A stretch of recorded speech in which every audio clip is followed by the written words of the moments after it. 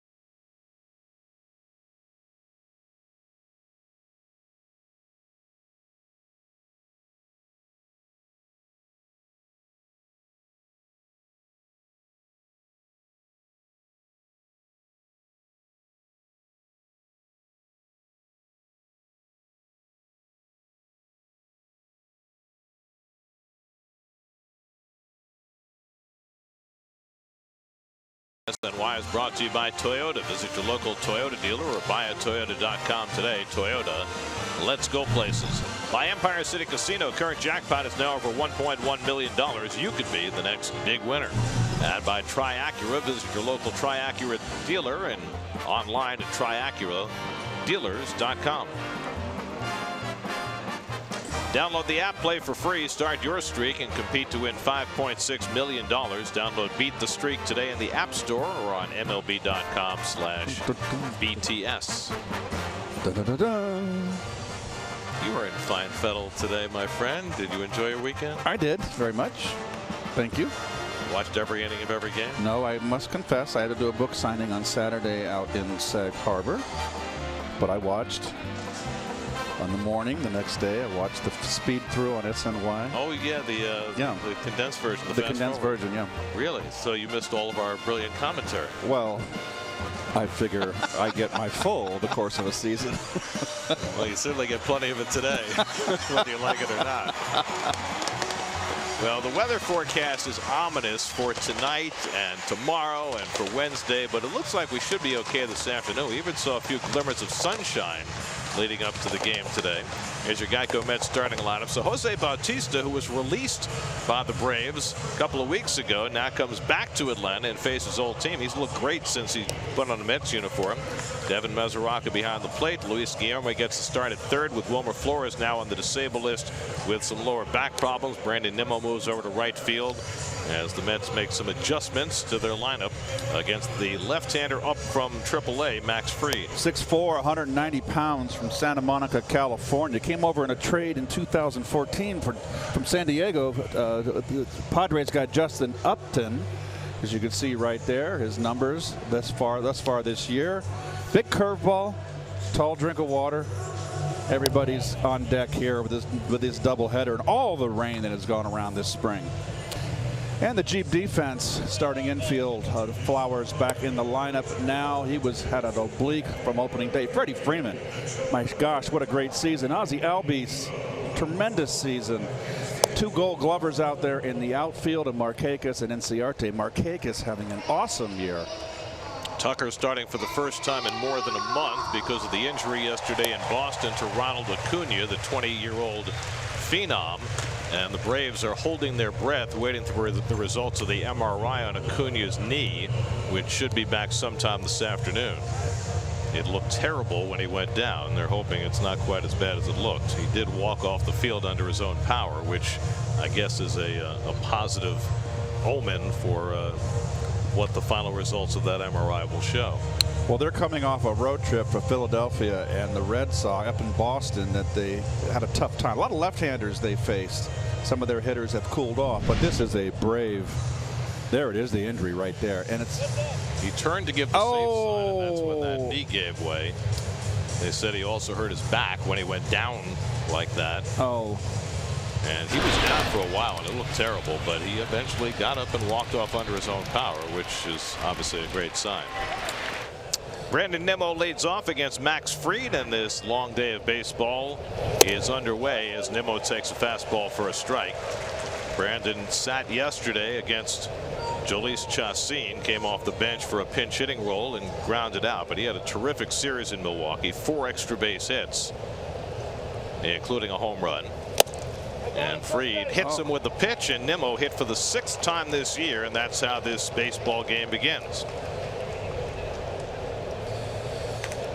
Well, not really an attempt to get out of the way of that pitch, but it just ticked his jersey. Well, it's contributed to his high on base percentage, his ability to hang in there and get hit every once in a while. Well, he's had a chance to display his wares, and he's been really doing a wonderful job out there in the starting lineup. Now is Dribble Cabrera, who tweaked his knee over the weekend but stayed in the lineup, had 2 hits yesterday, including a home run. 8th in the National League in batting at .316 as the day begins. And as Dribble hits one on the ground, should be 2, but it's booted by Swanson, and everybody's safe. The normally short-handed Dansby Swanson on a routine double play ball boots it, and the Mets have the first 2 men on. Ball hit this hard, Gary. No reason to rush it. No, didn't use 2 hands. It's just. That is a 6-4-3 double play. I don't care if you got a speedster running the bases. So the Mets on a hit batsman and an error of the first 2 men on, and a chance to cash in early with Michael Conforto coming up. Michael homered in 2 straight games Friday, Saturday, almost made it 3 in a row yesterday with a ball that hit off the top stripe of the fence. 6 home runs for the year. And he takes a fastball up and in for ball 1. Conforto, like everybody else in this Mets lineup, has struggled against lefties this year. The Mets as a team are hitting just .210 against lefties. Conforto 147 with only 1 home run. Yet the Mets are 7-6 against left-handers. You'd think it would be a lot worse. Go figure. And a fastball in for a strike from Fried. Well, Fried right now, what you're seeing, right over the top, dart thrower, hard enough. Has pitched inside to the left-handers so far. Max Fried, 24 years old, 7th overall pick by the Padres in 2012. Harvard Westlake High School in LA.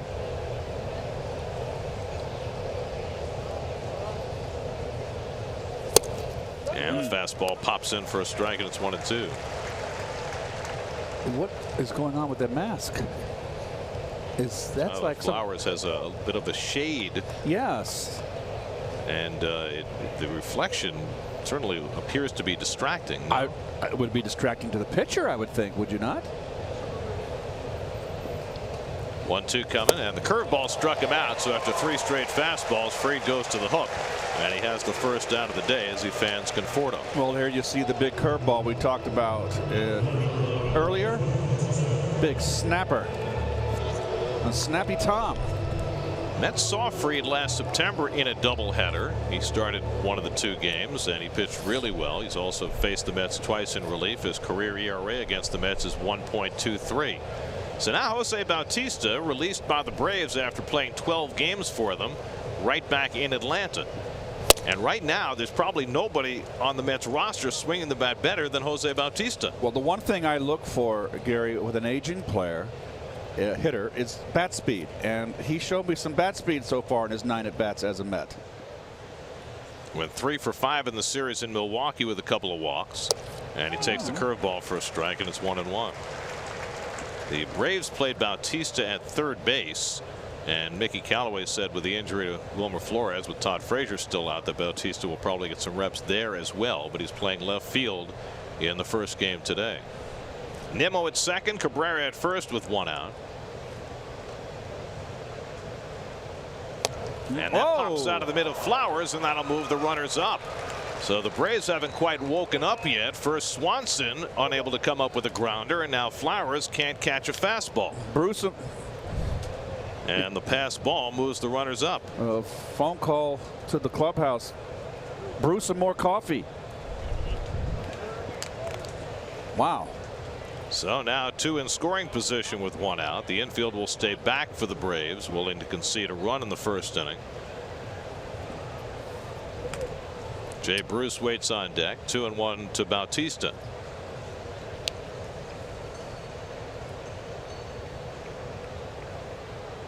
And Jose fouls one away, and it's 2-2. Yeah, he's mad at himself there. He kind of collapsed his swing, got beat a little bit on that fastball. And in a hitter's count, just saw, instead of extending his arms, he kind of inside out it a little bit. It got beat. And Bautista, who's hit so many home runs over his career, you know, a pull hitter, he's used to pulling that ball out of the ballpark. He is a high ball hitter, folks. Stays level on that high pitch. 333 career home runs, including 2 this year, and he takes up and away. Now a full count to Bautista. So things not coming easily for Fried. He's not gotten a lot of help so far. Should be already out of this inning. Instead, second and third, 1 out, and a full count to Bautista. The Mets are now a 2 Bautista team today. Yes. With Gerson Bautista having been called up for the day. That's ball 4, and that'll load him up. So a hit batsman, an error, and a walk, and the Mets have the bases loaded and 1 out with Bruce coming up. Almost felt like young Fried was overthrowing on that at bat to Bautista. So now Bruce, who had a couple of hits yesterday and drove in a run in Milwaukee, still trying to get things going. Just 3 home runs through his first 162 at bats, and hitting just .205 against left-handers. Nimmo at third, Cabrera at second, Bautista at first with 1 out. And Bruce goes after the first pitch fastball, 0-1. Well, I was right into Jay's wheelhouse right there, right down the old Piperoni, down in the strike zone where he likes it. It's been a struggle for Jay. Just can't get untracked.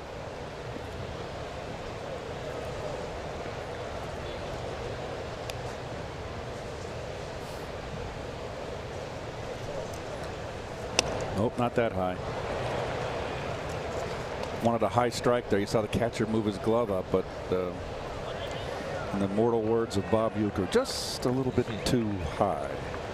Max Fried added to the Braves roster today as their 26th man. Everybody's allowed 26th player for a doubleheader. Gerson Bautista is the Mets' 26th man.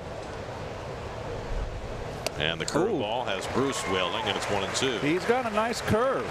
Got to make him get that curveball up. He's got a big. Let me just see here. The clock. He's got an 11 o'clock to 5 o'clock hook on your dial, folks, and it's good. But the guys that have the big downer breaking balls, you got to make them get it up. Takes care of most of the daylight hours. 11-5. 1-2 coming to Bruce. Another hook. That one's fouled off. There was a hanger right there. Almost got Chuck Hernandez, the pitching coach. Did a nice little dance step. Get out of the way. A little early to be dancing, Chuck.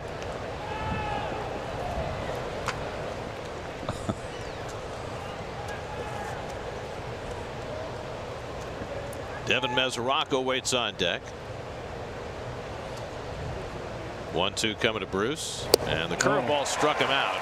2-man down. Took something off of that curve. The 3 previous curveballs were all hard curves. He pulled the chain on this one a little bit on Jay. Got him out in front. So Fried in first inning trouble has gotten strikeouts with his curveball against both Conforto and Bruce. Now he has to face Devin Mesoraco with the bases loaded and 2 out.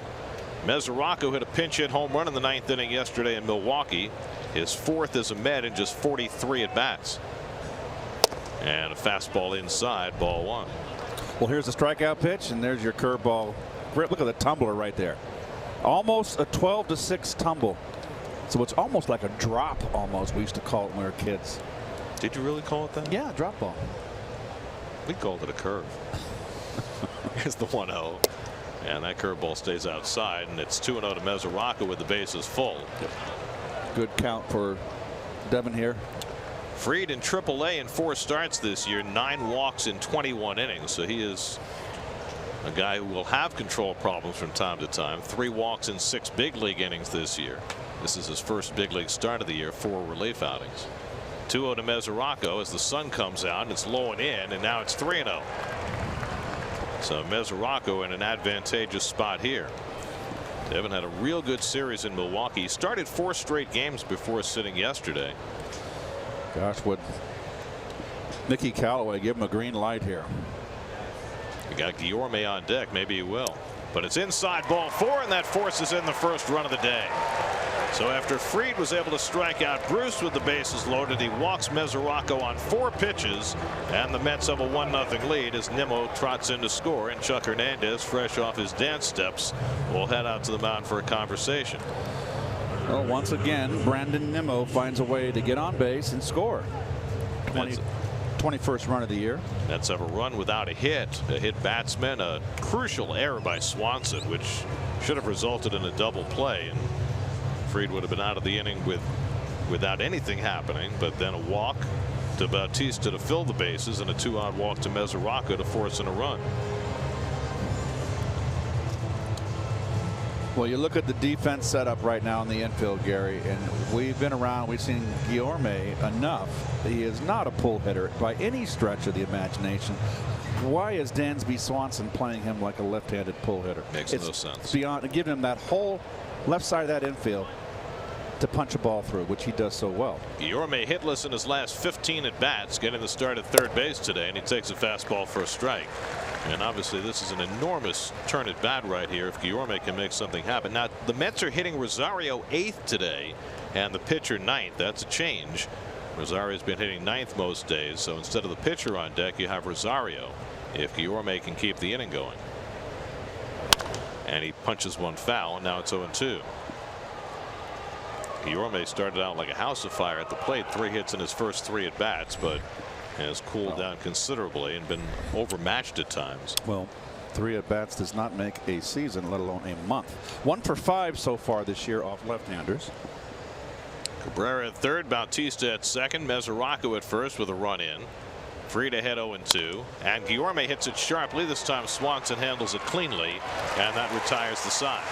Mets get a run without a base hit, helped out by Swanson's error, and they hand Jacob Degrom an early lead. 1-0 New York as Degrom takes the mound.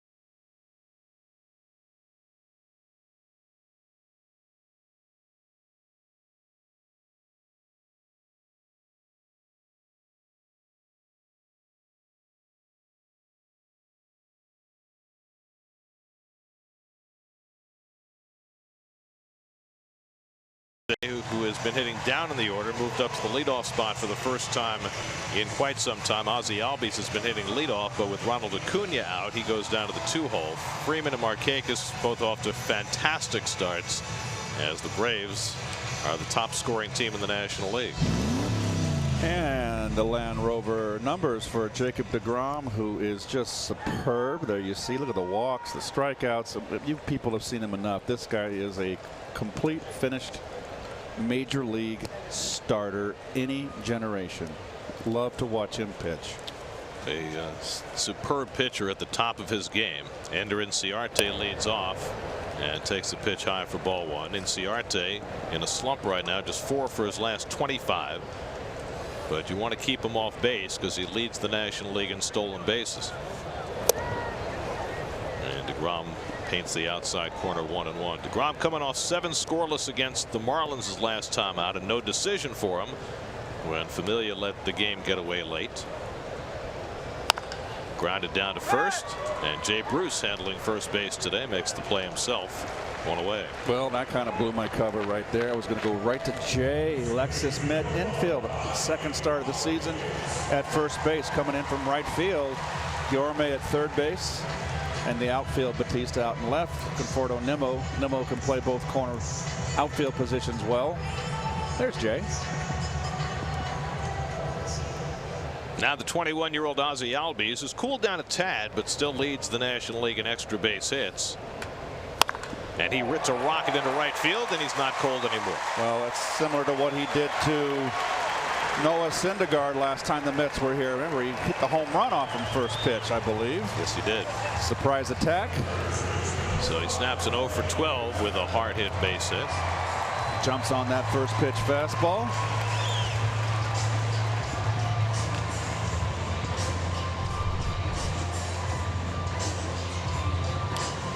So 1 out and 1 on. And now Freddie Freeman coming up.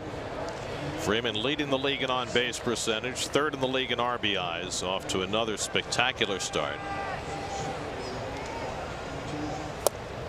And he goes after a first pitch fastball, 0-1. Number 1, leading the league in on-base percentage. Just a phenomenal year. What he's hitting over 400 in RBI situations, folks. He is just having a tremendous start to the season. And riding an 8-game hitting streak right now. By the way, the Braves have just announced the results of Ronald Acuna's MRI. A mild ACL sprain and left knee contusion, also a lower back contusion. He'll go on the DL, but it doesn't sound as bad as it could have been. Well, he'll miss some time, that's for sure, but at least it does not require surgery. Nothing torn. So they'll reevaluate him at the end of the 10 days, figure out where to go from there. But the 20-year-old Acuna, who has already made a big splash for the Braves, will be out for a while.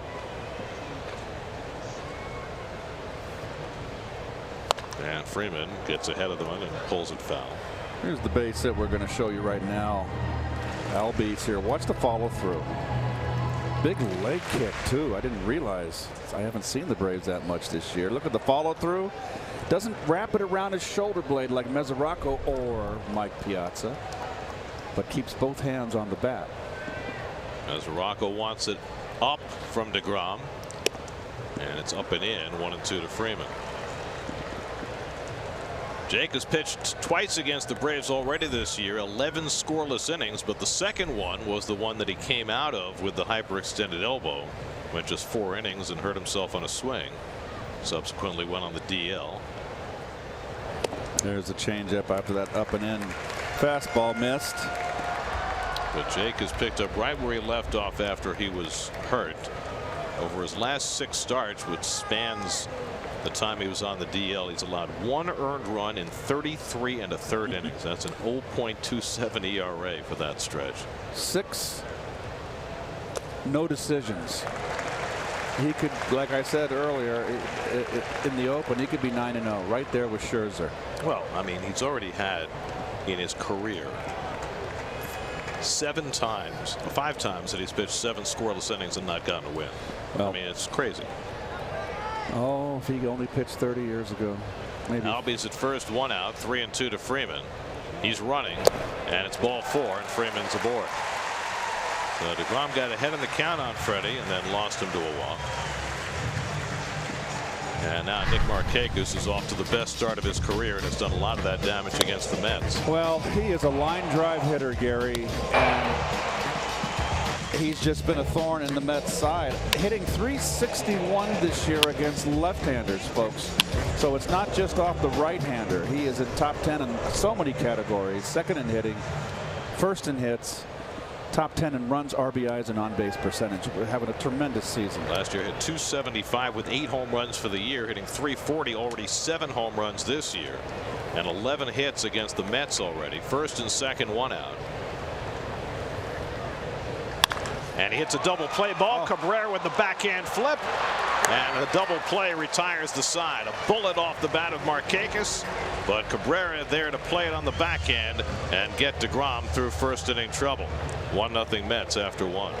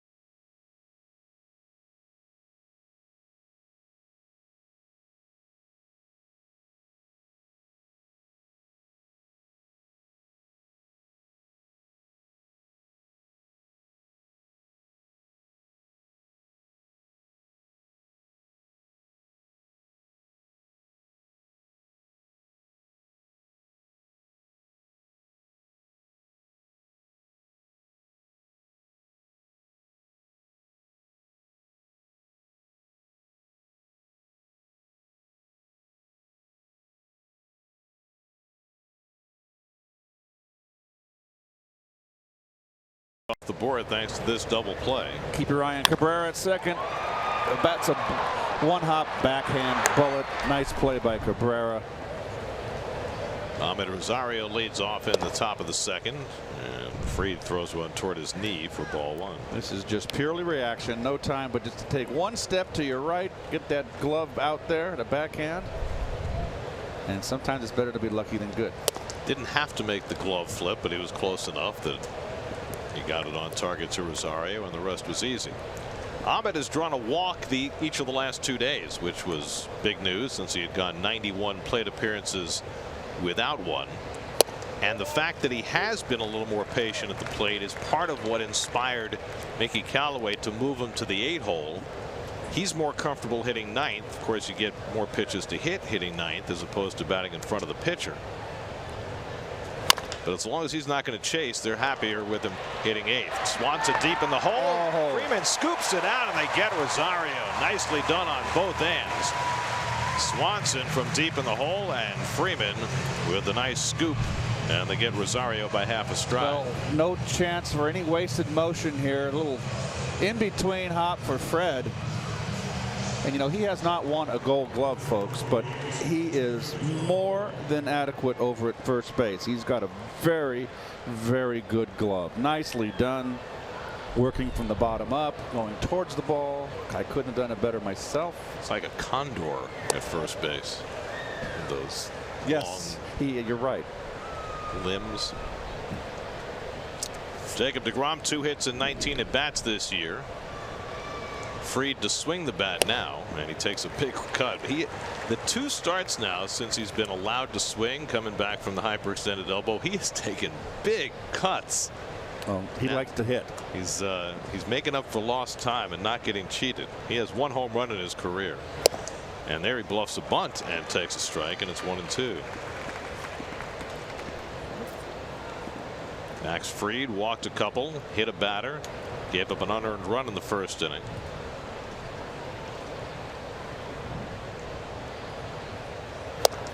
And the fastball gets Degrom looking for the second out. 3rd strikeout for Fried. Fried hasn't pitched in 8 days. His last start for AAA Gwinnett came on May the 20th. Went 6 1/3 in that game, so he is very well rested. Here's Nimmo, who was nicked by a pitch his first time up and scored the only run of this game.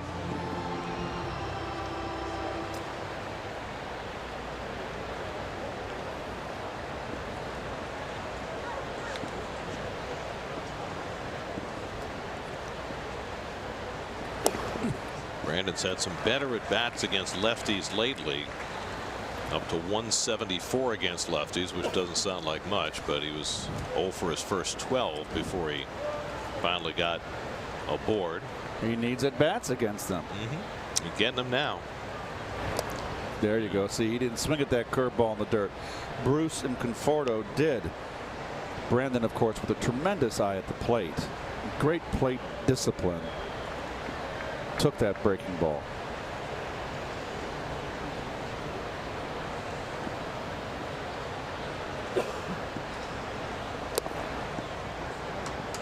Fastball in the dirt. He spiked it 2-1.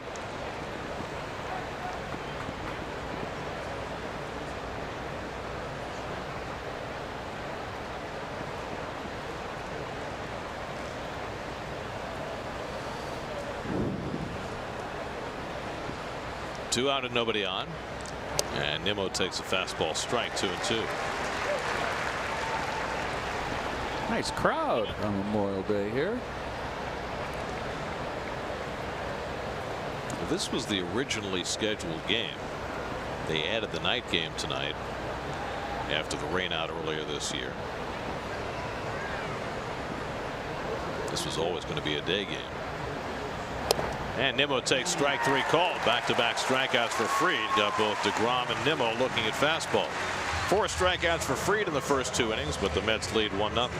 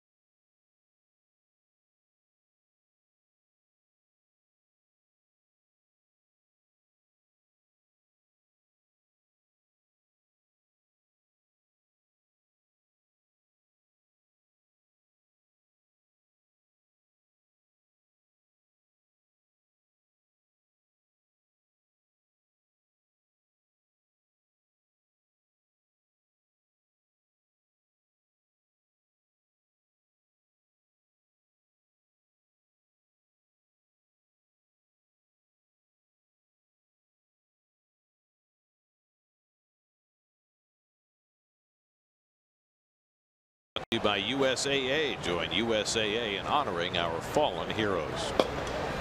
Tyler Flowers leads off the home second and takes a strike from Jacob Degrom. Flowers homered yesterday against Chris Sale at Fenway Park. Braves got 6 runs off Chris Sale yesterday. Not too many teams do that, but this is a really good offensive team. Really good offensive team with a lot of left-hand hitters in that starting lineup. But they're just, the lefties are hitting. I mean, Sale is like reminds me of what Candelaria was and Randy Johnson. Or Josh Hader. How about him? Did you watch him this week? Oh, I've seen enough of him. Yeah, he throws hard, you know. There's no doubt about it. I just think nobody sees the ball. I mean, the radar readings are 91, 92, but it's almost like he's throwing 106. I think he's it's the radar gun. Don't ruin my day. That's hit hard over the bag, but just foul. What do you mean? He throws hard, Hader, and he got that whipping motion. And he pitches up too. That's his success, is that he pitches up. And we've talked ad nauseum about it up here, Gary, with today's hitter looking for the launch angle and makes them vulnerable upstairs. And he's feasting. He's like a whirling dervish, though. Yes, he is. With the hair, too. The Tasmanian devil. Reminds me of Mitch Williams a little bit. 1-2 coming. And the breaking ball down. Ron pawing at the front of that mound in his landing area after that last pitch.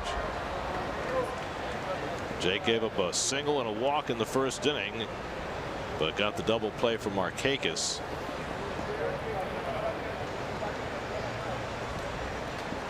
Two to Flowers, and he struck him out with the slider.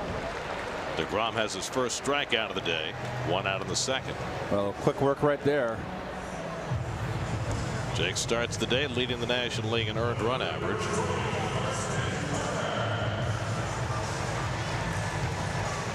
First Mets pitcher to be leading the league in ERA on Memorial Day or later since Matt Harvey in 2013.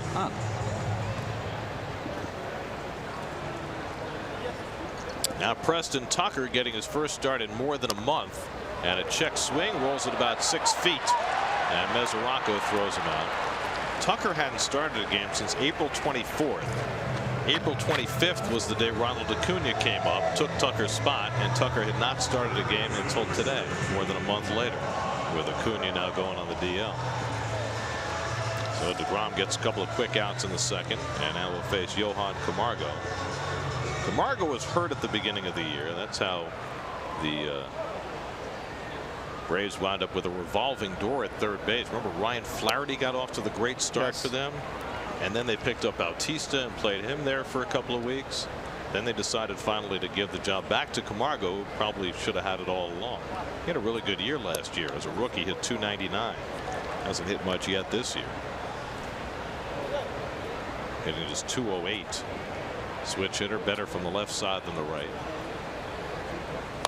And he grounds one down to Bruce. He'll handle this one himself, and Degrom's got himself a 1-2-3 second inning on just 10 pitches. After 2, 1-0 New York.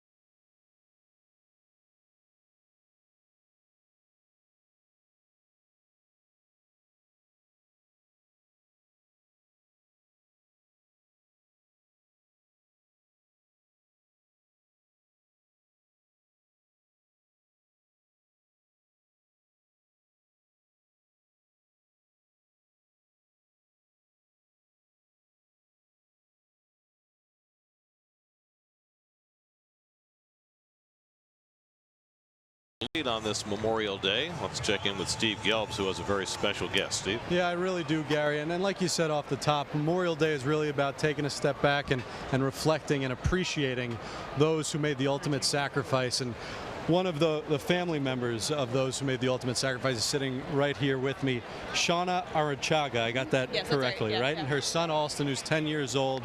Your husband, Offrin, yes. Lost his life in Afghanistan in 2011. And if you could, I know it's a difficult day, but could you just share a little bit about your husband and what he was all about?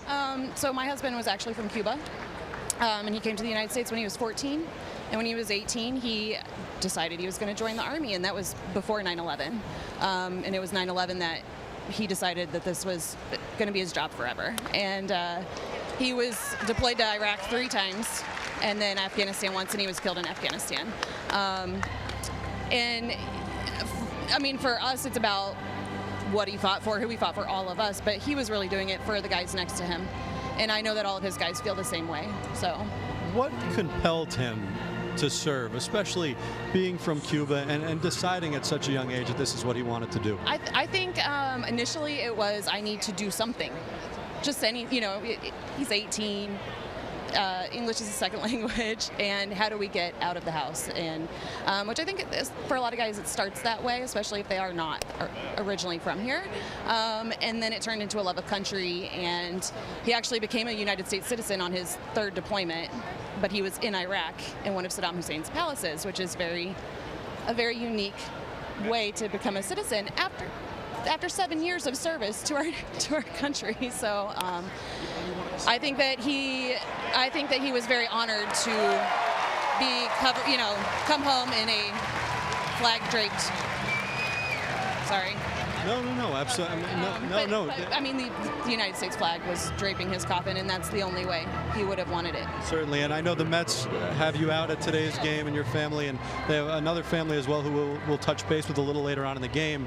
But part of the reason that they want you out here, and you were gracious enough to speak with us, is to remind people that it's about more and what this day is really about. And so for you, what do you hope people pause and reflect on a day like today? For me, it is that they were real people, and they leave behind real families, and there are children everywhere growing up without their fathers. And for these kids to know that their dads are loved by everyone is wonderful, but learn their names. And even if you learn one name today, to me that's so worth it, because that's what the holiday is about. You know, it's not about the barbecues and all of that. It's learn their names and just take a moment and reflect on their families and their families' losses and our loss as a nation. So. Well, Shauna, we can't thank you enough for your time. Alston as well. Enjoy the rest of today's game, and thank you from all of us for your sacrifice, and obviously for your husband's ultimate sacrifice, so that we can do something like that. And thank you for having us. This is we're in the cemetery. We're at the cemetery in Kentucky with my husband, but this is a very good alternative. I'm very happy we came, so thank you for having us. Well, I'm glad. Thank you so much for speaking with us. Gary, Keith, back to you guys. Thank you, Stephen. Thanks to Shauna and Austin. Shauna speaking from the heart there. It was, you know, it's a great message, because some of us too often get wrapped up in the 3-day weekend and the celebration of a day off without remembering just what this day is all about. 3-2 to Bautista with 2 out and nobody on. And he draws a walk, and he's on base for the 2nd time. So Bautista continues to get on base at a prodigious rate since joining the Mets. 3rd walk given up by Max Fried. And Jay Bruce will come up with a runner aboard. Boy, the skies are not making up their minds. The sun will come out 1 minute. Dark clouds are above us the next minute. It's all patchy here. That big Alberto right now is just coming up the panhandle into southern Georgia. It's going to get us sooner or later. Got it on the radar. Thanks, weatherman. Here's Jay Bruce, who struck out his first time up. And he lines one to left. Right there is Tucker to pick it off. And that retires the side. A hit and 1 left. Jacob Degrom goes back to the mound for the bottom of the 3rd with the Mets up 1-0.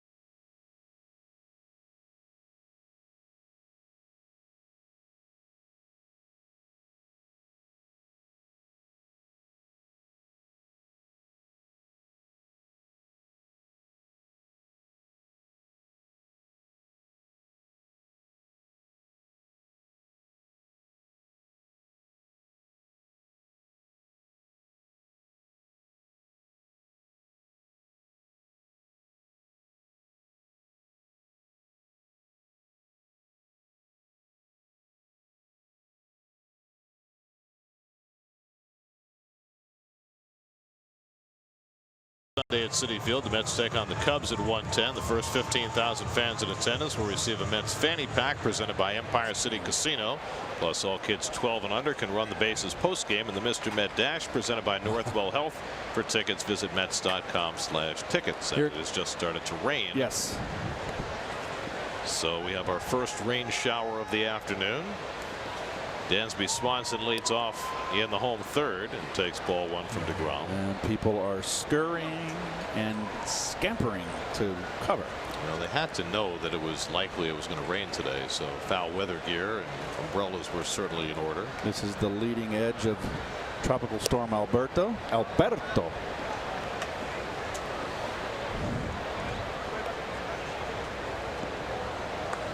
Dansby Swanson missed 13 games with a wrist injury. He struggled a little bit with the bat since coming back. Getting 275 for the year. And Degrom misses high. 2 balls and a strike. The pitcher Fried is on deck, and then Ender Inciarte for the Braves in the third. Degrom has been very economical early in this game, which goes back to what we talked about in the open. Oh boy, here it and comes. Now it's starting to rain a lot harder.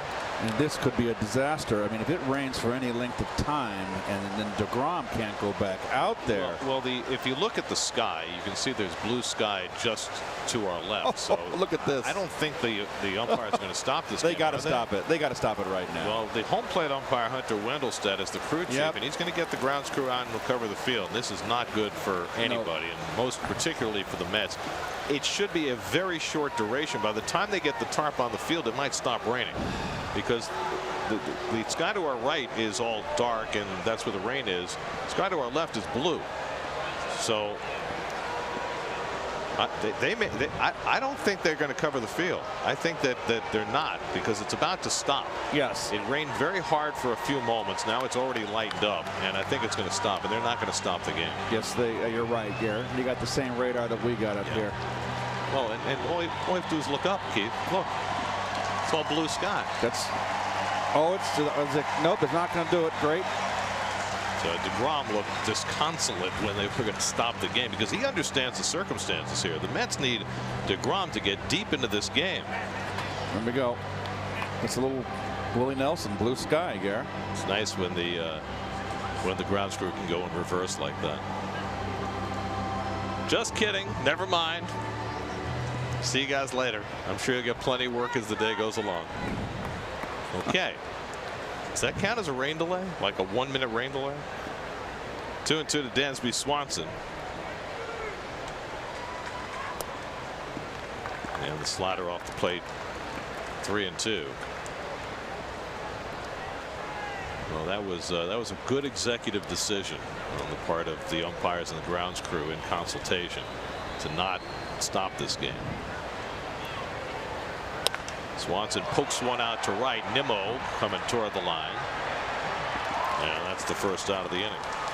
First fly ball out against Degrom, who's given up a lower percentage of fly balls than any starting pitcher in the league. 13.5% of the balls put in play against him have been fly balls. The major league average is 24%, which is one of the reasons that Jake has been so successful. He's only given up 2 home runs this year through his first 10 starts. Now the pitcher Fried looking for his first big league hit, and he takes a knee-high strike. Well, Max Fried may not have a big league hit yet, but when he was a kid, he was mentored by a pretty good big league hitter, your old friend Reggie Smith. Yes. Who has an academy in LA, and Fried spent a lot of time there working on his game as a youngster. Reggie's in my book. Anybody who's anybody is in your book. Reggie Smith was one of the great switch hitters of his generation. He and Ted Simmons in the same lineup, hitting 3 and 4 in that Cardinal lineup when I came up. And what is going on here? I think Wendelstedt wants to know about the footing on the mound. Jake was going back and using the scraper to get some mud out of his spikes, and they may want the grounds crew to come out and throw some diamond dry on the mound. Yep, and he has every right to ask for that. Let's see if he loses his footing. Yeah. No, he's not happy. Yeah, he's had a couple of times in this game, even before it started raining, where he had a little trouble with his landing area. And so now the grounds crew is going to come out and do some work. That is Hunter Wendelstedt behind the plate. Looks almost a spitting image of his father, Harry, who was a terrific National League umpire before me and during my entire career. There's Hunter. Well, they may not need the 100 bags of Diamond Dry that we saw used in the course of a strange delay that we had at Citi Field earlier this year, but they are bringing out 3 or 4 bags to work on the mound after they rake it. It's going to be like this, I would think, the entire series here. It's supposed to rain off and on basically for all 3 days the Mets are here. And it rained considerably in a short period of time when they chose not to stop the game, and so the mound and the infield and the home plate area all took a lot of moisture. So first they pound. Now they'll sweep. They've got 1 guy working and 1, 2, 3, 4, 5, 6, 7, 8, 9 guys watching. I'm not going to make a comment. Well, that's a good time for that Chevy. Look at that, folks. What an automobile that is. Get it out. Move it. Go to the right. Exit. ChevyOffers.com. Now, what do we have there? Is that like a blowtorch? Oh. No, that cannot be. They get the clay to fill in the hole, yep. And now they'll tamp that down as well. Yeah, you got to pound that thing down.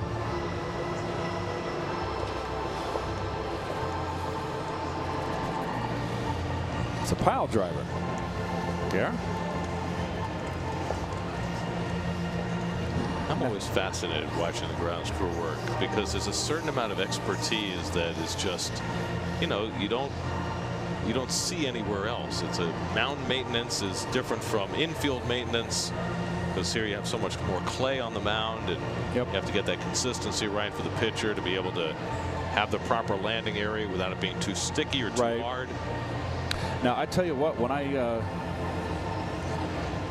you're very correct about that. When I shot that New York Lottery commercial with Mickey Callaway, and I got to get out home plate at Citi Field and get in the box and take fake swings. I basically took swings. I didn't really hit the ball, folks.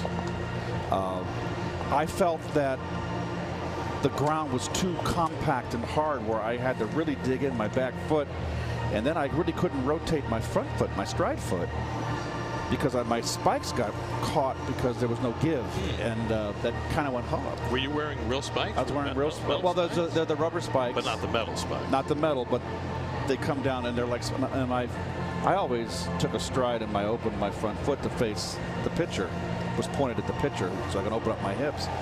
But I found myself getting stuck, and I said, that would have had to have told the ground crew, you got to soften up that batter's box for me.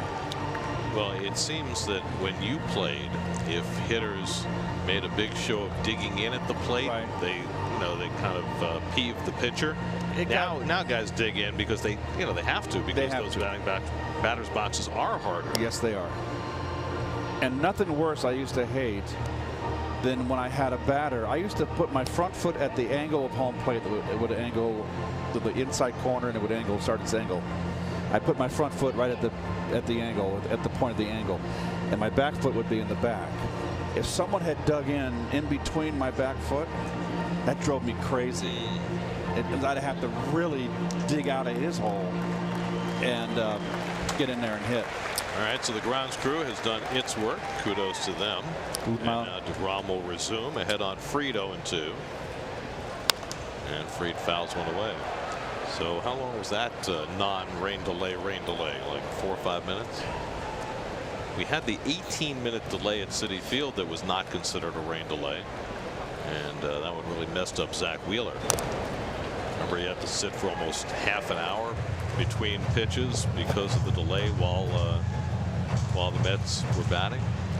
And a good start turned into a not so good start in a hurry. And Fried making Degrom work a little harder. Ender Inciarte waits on deck. Mets got a run in the first inning without benefit of a base hit, an unearned run. And Degrom trying to make that stand up as he works in the third. Fried moves out of the way of the slider, and it's 1-2. Well, at least it's nice to be in warm weather, Gary. Haven't had a lot of warm weather this year so far. Yeah, plenty of it in Milwaukee. That's on the outside corner, and Fried's caught looking. It was in the 90s for the last 2 days in Milwaukee. Verizon trivia question: who were the only 4 players in Major League history to homer as a teenager and then after turning 40? Well, I know one of them. 4 players. I know one of them.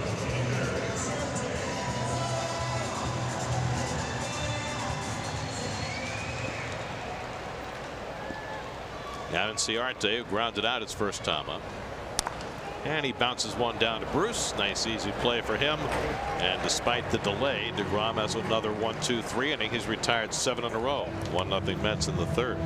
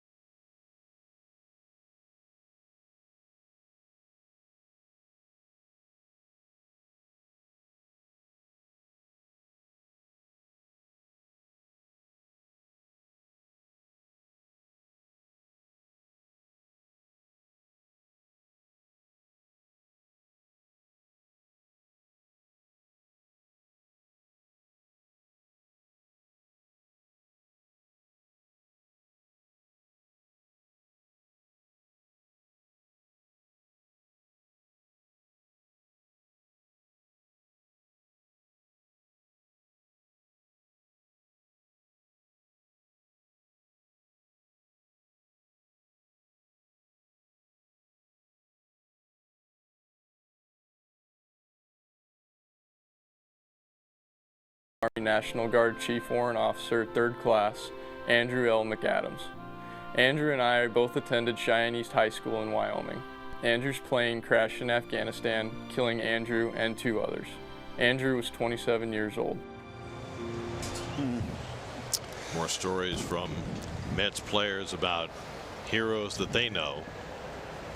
And, you know, as Steve's guest Shauna said earlier, it's a good thing to happen today for everybody to get to know the name of a fallen hero, just so they can put a face to the idea. Devin Mesoraco leads off in the 4th inning. He drew the bases loaded walk that produced this game's only run.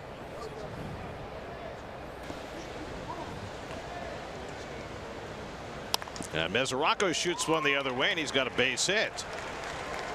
So Mesoraco going to the opposite field. He's aboard for the 2nd time.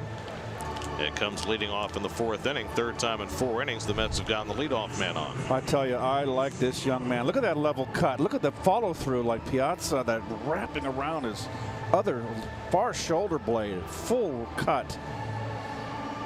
Big. He gets that bat over his head, and then he gets it back, though. Look at the follow through. That's vintage Piazza follow through. Well, if he can ever get back to his all-star form of 4 years ago, the Mets will have had themselves a steal. Here's Luis Guillorme taking up in for ball 1. By the way, speaking of the Mets catching situation we mentioned earlier, we should mention again, Kevin Plawecki is here, activated and back in the fold. Will probably catch the 2nd game of the doubleheader. Took Tomas Nito's spot on the roster. And a fastball strike to Guillorme, 1-1. So the Mets have their catching situation in as good a shape now as it's been in really since d'Arnaud had to undergo Tommy John surgery. There's Plawecki.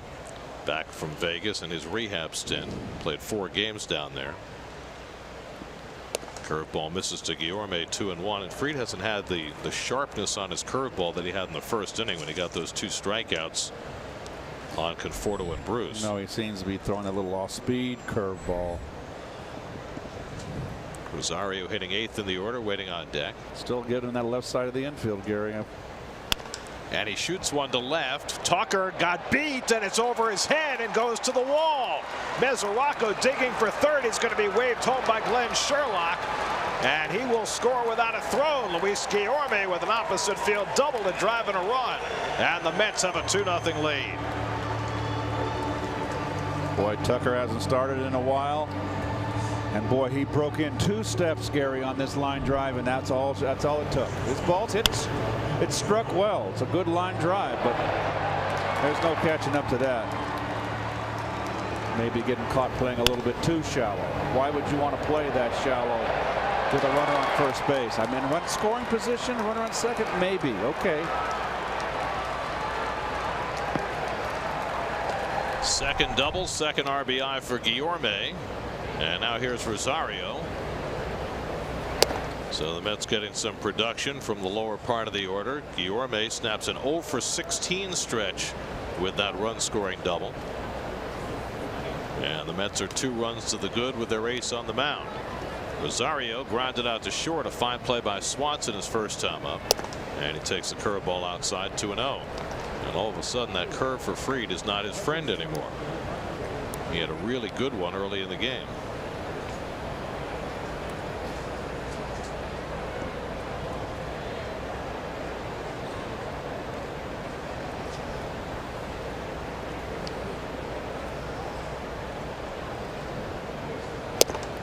And the fastball pops the outside corner, 2-1. Your Spectrum high-speed pitch this afternoon. It's Degrom by a deuce.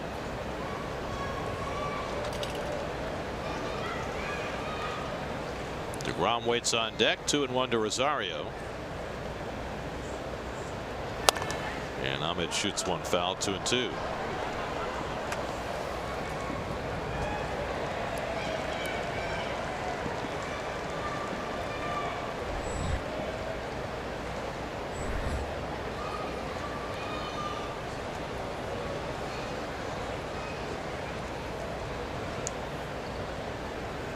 Two coming, and Rosario just got a piece of that one to hang in there. Mets have lost 5 of 6 to the Braves this year. Braves came to Citi Field and swept a series and won 2 out of 3 down here in that first rain shortened series. And you know what? The Mets are going to be back here on their next road trip as well. They'll be done playing games in Atlanta in the middle of June, which is weird. And crazy scheduling. You got divisions. You got to play home and away against every division team in September.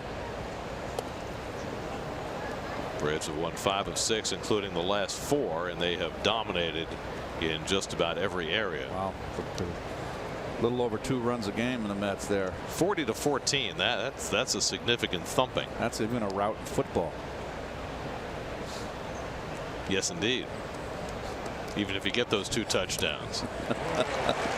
Fried strikes out Rosario with the curveball for the first out of the inning.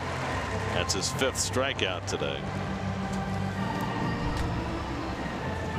Snapped a hammer on him there, Garrett. Down and in. Perfect. There it is. Now look at the tumble. Now the hitter can see that, and that's how you identify the breaking pitch, folks. But how do you hit it? Oh, Gary.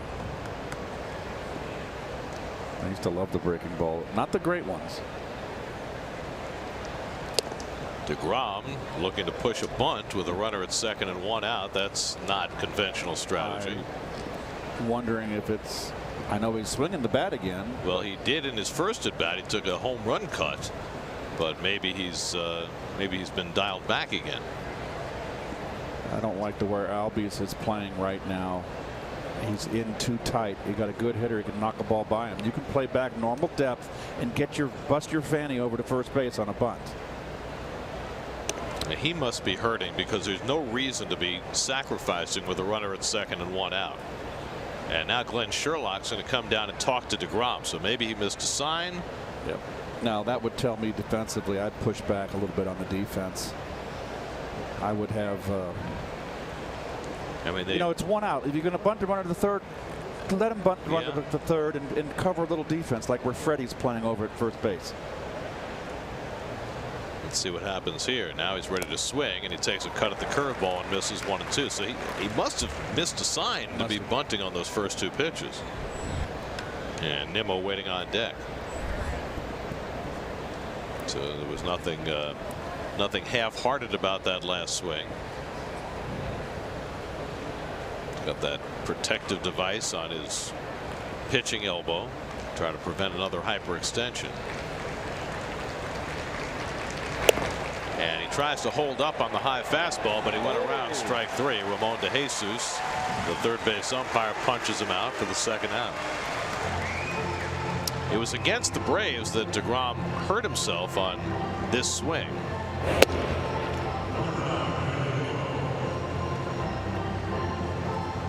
He was wearing an elbow guard, but not that device that they have now, which all the pitchers are wearing to protect them.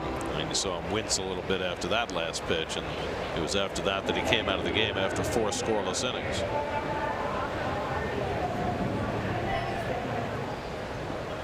Now Nimmo with a runner at second and 2 out, and he hits one in the air to left field. Tucker trying to judge this one, appears to have it lined up, and that retires the side. But Guillorme's RBI double extends Degrom's lead. Jake really wanted to hit. Wow. Probably upset with himself about missing a sign. 2-0 Mets in the 4th.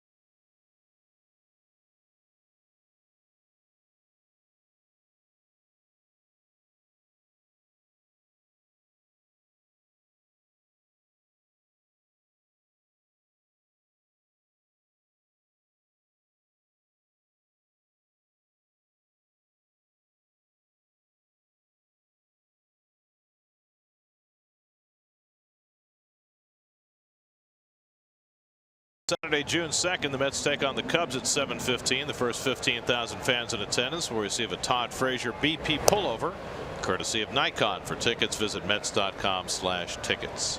Could have sworn that was John and Tina DeMarsico in the stands. I believe it was. There they are. Their son John, our associate producer, does a bang-up job. Ozzie Albies down in the count 0-2. Why would he fake a bunt? Anyway, you notice how he let him off with 2 breaking balls after that first leadoff fastball, first pitch, swing, base hit.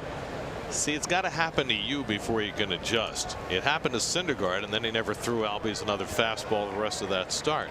Then it happened to Degrom, and he goes the same way. That time with the off-speed pitch, and it's 1-2.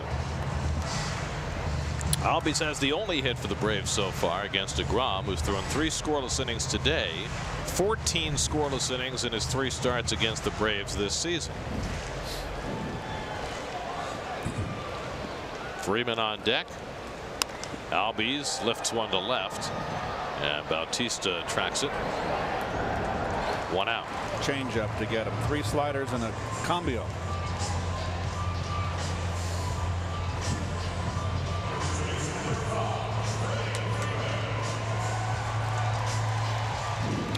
Thing about Degrom's 200 batting average against is coming into the day the lefties were hitting 200 against him and the righties were hitting 200 against him. I thought it was 210, Gare. Oh, you're right. You're right. You're right. 100 at bats for left-handers, 110 at bats for right-handers against Degrom. So 20 hits and 22 hits respectively. But only giving up the home runs, the 2. He's kept the ball in the ballpark to the left-handers. That's the amazing thing. In this day and age, to have allowed only 2 home runs through 10 starts is remarkable. Yes, it is. Now, granted, the 4 inning start and the 1 inning start. And remember, he had big time problems with the home run ball last year. Even in a successful season for Degrom, the home run ball really plagued him. This is the best I've ever seen him pitch, Gare, and he's been nothing but top notch. But I just think he's just come into his prime right now, and he's figured it out. It's just a treat to watch him pitch. Just to put some numbers to that, 28 home runs last year in 201 innings, 2 home runs in 61 innings this year. A complete turnaround in that regard. Nick Markakis on deck. 2-2 to Freeman, and he rockets one to right center. That's a base hit, cut off by Nimmo, and Freeman's aboard for the 2nd time. Another line drive off the bat of Freddie Freeman, who hits line drives at a higher rate than anybody else in the league. Let me tell you something. This is a good pitch. It did bleed out a little over the plate, but you just see the quickness of Freeman's bat. Got quick hands. Degrom throws plenty hard, and that's just a matter of that ball bled out over the inner half enough for him to get that barrel in. Coming into the day, 36% of the balls Freddie Freeman has put in play have been line drives, the highest percentage in the major leagues. Major league average is 25%. He's at 36%, and he just added to that.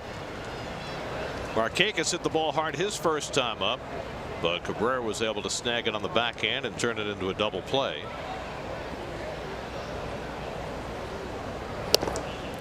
Markakis has always been a good player, but he is swinging the bat better now than he ever has.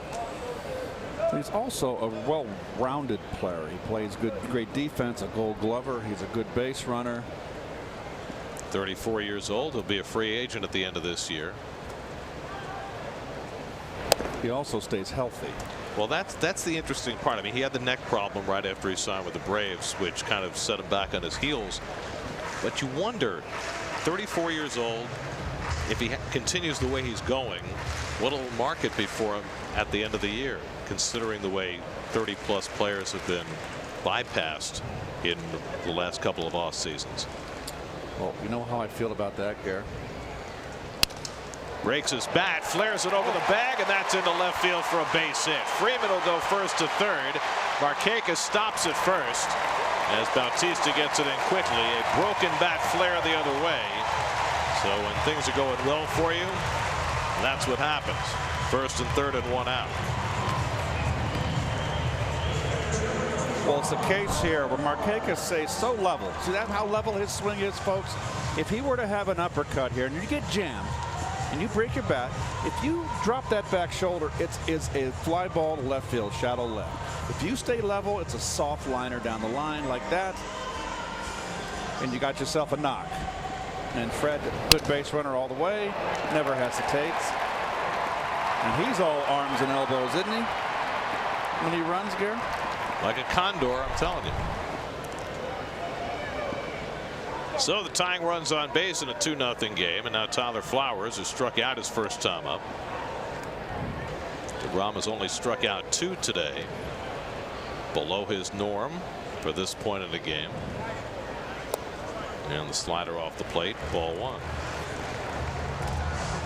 1. Well, that's pretty amazing, but it really is of a piece with what we've seen from Degrom his entire career, his ability to work himself out of jams. Well, those are the great pitchers. That's what separates the men from the boys.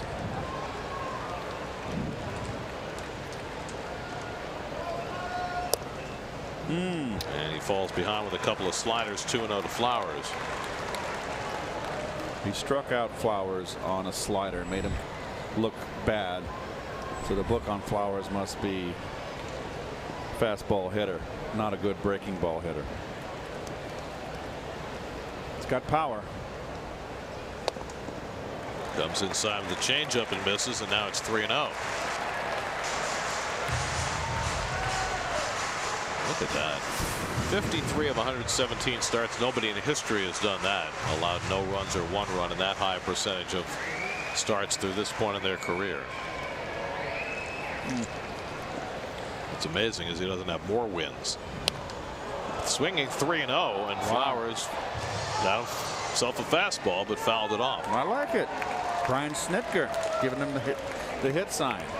Well, you got a guy on deck who basically hasn't played in a month in Preston Tucker. So with Flowers swinging the bat well right now, he's giving him a crack at it. Freeman at third, Markakis at first with 1 out.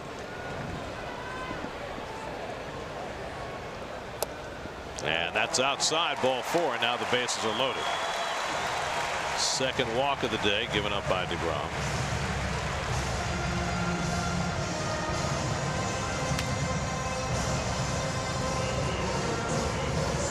He's toying around with pawing around the mound. Remember, it's a wet field. They've had to come out once and add some more clay and pound the mound. So these are the starts you got to fight through the elements. Freeman, Markakis, and Flowers the base runners.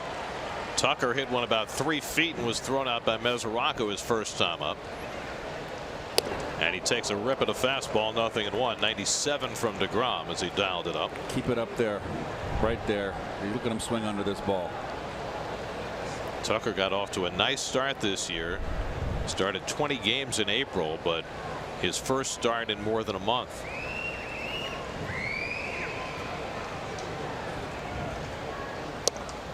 And it's on the outside corner, and now Degrom ahead 0-2. You got Johan Camargo, the switch hitting third baseman, waiting on deck. But Degrom trying to fight his way through another RBI chance.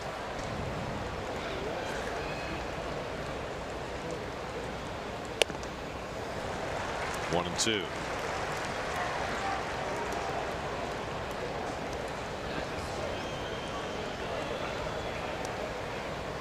Braves get their bullpen going with the pitcher's spot 3 batters away.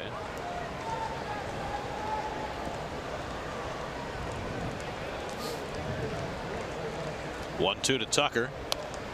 He fouls it back. All fastballs in this at bat. Going after him. Lucas Sims, first man up in the Atlanta bullpen.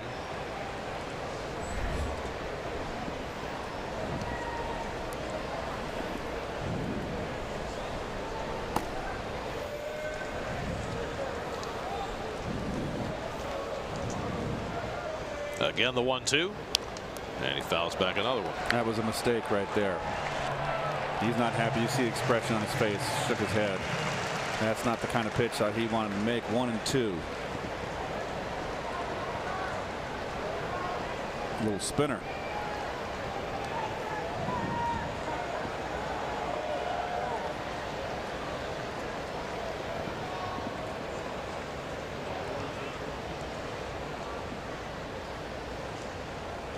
Struck him out. Right upstairs. Nothing but fastballs, and Degrom blows away Tucker for the second out. His third strikeout of the day. I said stay up there. He's going to swing right through it.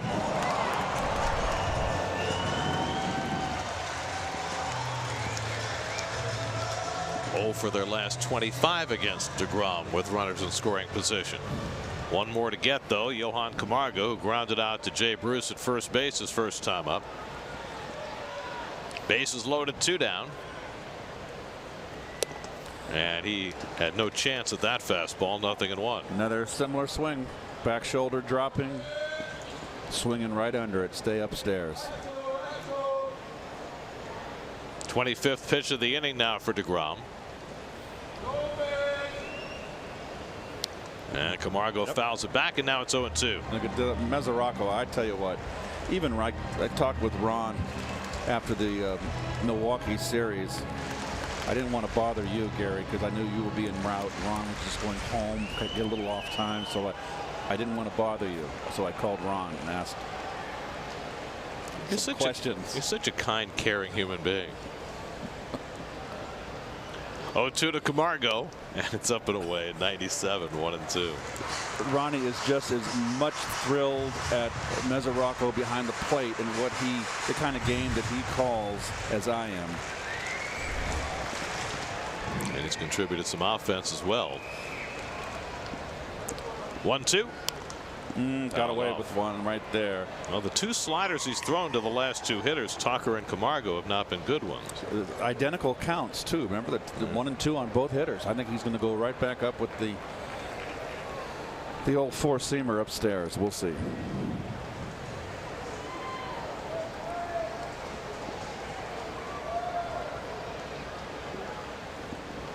One and 2 to Camargo.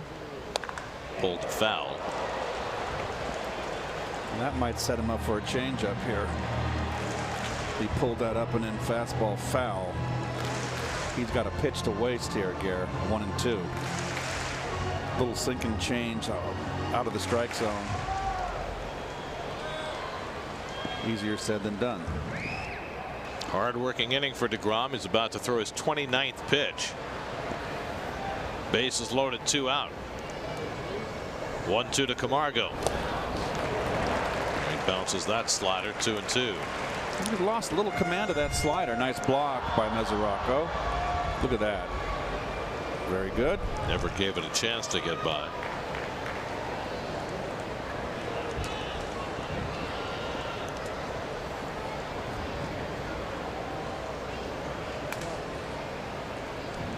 Seventh pitch of the at-bat coming. And he struck him out. Back-to-back strikeouts for Degrom, and he leaves him loaded in the 4th. What a master. When he needs it most.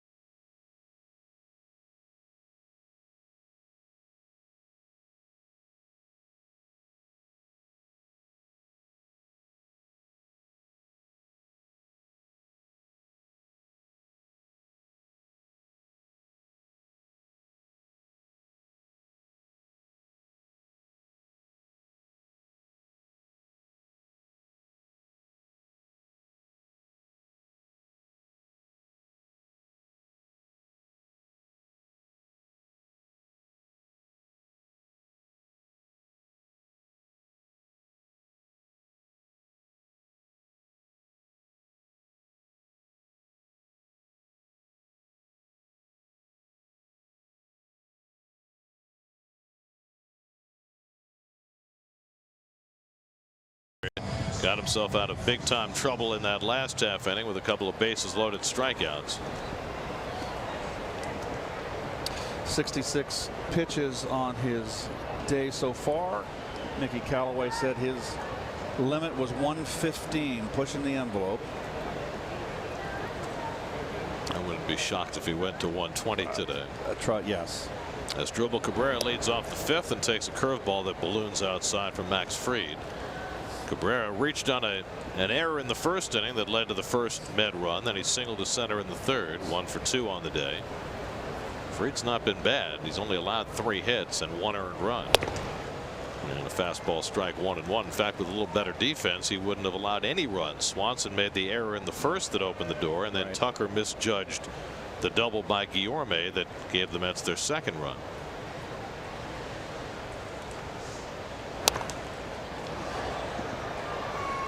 Well, Mets and Braves will be back at it tonight. Game 2 of this day-night doubleheader. Mets have no idea who they might start. Might be P.J. Conlon, might be Seth Lugo, might be somebody else. Brandon McCarthy will go for the Braves. Tomorrow, Steven Matz against probably Anibal Sanchez coming back from the DL. And then the Aces go on Wednesday, Syndergaard and Tehran. All of that, weather permitting. 1-2 to Cabrera. And he takes the fastball high with Conforto and Bautista to follow here in the 5th. Fried getting had a little slip on the mound there. You know, Gary, ironically, if we'd have played a straight doubleheader, we'd probably get them both in. Yeah, certainly the forecast for late afternoon today is better than for this evening. But you never know. We'll see. Those guys can be wrong sometimes. Think. 2-2 coming, and the curveball outside. Full count to Cabrera.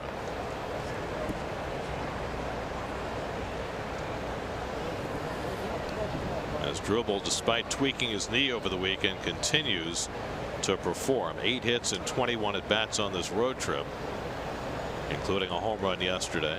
Batting right-handed. And he pops this one foul. That'll go out of play. You notice Cabrera from the right side of the plate, really way off the plate, but watch his stride. He really strides into the pitcher. Different from the left side, or I'm the not same? sure. I want to take a look. I know he's deep in the box. Look how far away from the plate he is, but he will stride to the right towards the second baseman.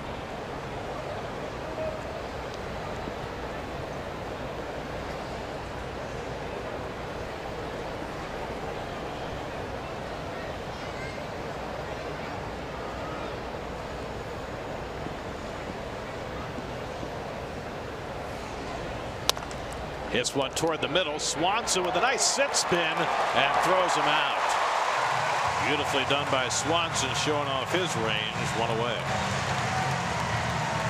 Well, he's very athletic, as every shortstop should be.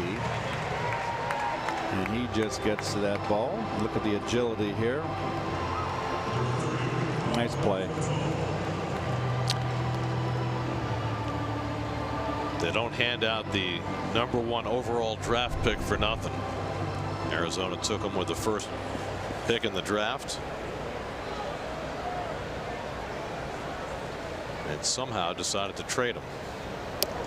That has not worked very well for Arizona. They gave up Ender Inciarte in that deal too, bringing back Shelby Miller, and Miller has been nothing but ineffective and hurt since going to Arizona. Got a few people fired, didn't it, over there in Arizona?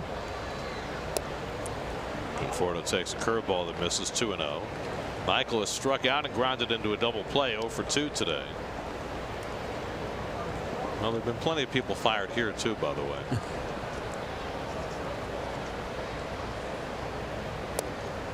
I mean, it's remarkable when you think about all the turmoil that the Braves had to go through in the offseason, with their general manager John Campanella leaving in disgrace after being banned by Major League Baseball for cheating on their international signings. That misses very badly for ball 4. And that's the 4th walk given up by Fried. And I think that landing area continues to give both pitchers a little bit of trouble. Well, what's happening is that they got 2 pitchers out there. There's no rest for that mound. And their stride foot is going to loosen up that clay as it gets worn out on there, and certainly looks like Fried is having a tough time. Well, the good news is they're blue sky overhead and should be able to dry up. Here's Bautista, who's walked in both his plate appearances, and he takes low for ball 1. Bautista playing in game 1 Adrian Gonzalez no doubt will play in game 2. Two guys who were released by the Braves and signed by the Mets. Of course, Gonzalez, that was a planned release. That was the Matt Kemp trade. They traded him to the Dodgers, took Gonzalez back, and then released him. They also got Brandon McCarthy in that deal, who's going to pitch the second game of the doubleheader today for Atlanta. And then Bautista, who was on the free agent shelf all winter, they brought in just to see if he still had anything left. He didn't hit at all for the Braves, but that might have just served as his spring training for his stint with the Mets, because since he's come to New York, you can't get him out. And a closer play, and he picked him off. He hung that leg and hung Conforto out to dry. I think he got him. Pretty good move. No challenge by the Mets.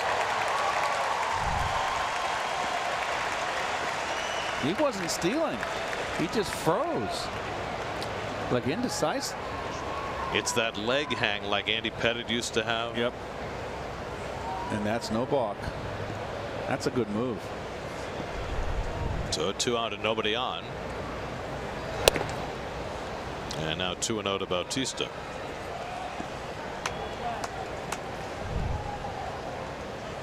Watch. He's not stealing. He even had to step back and he just hesitated. He just thought he was going home. Bautista rips one into left for a base hit. And he's on base for the 3rd straight time. Well, I said earlier, Gary, when you look at an aging hitter, you look at the bat speed. He's a high ball hitter. Bautista. There's nothing wrong with that. He just turned on that one. Well, he's now 5 for 10 in the Mets uniform, after going just 5 for 35 in a Braves uniform. So go figure. So a runner at first with 2 out for Bruce, who lined out to left his last time up. 0 for 2 on the day, and sunshine bathes the field again on this wacky weather day. And there goes Bautista. He's picked off, and Freeman's throw to Swanson completes the inning. A pickoff and a caught stealing for the Mets in that 5th inning. 1-3-6 erases Bautista. Halfway through, 2-0 New York.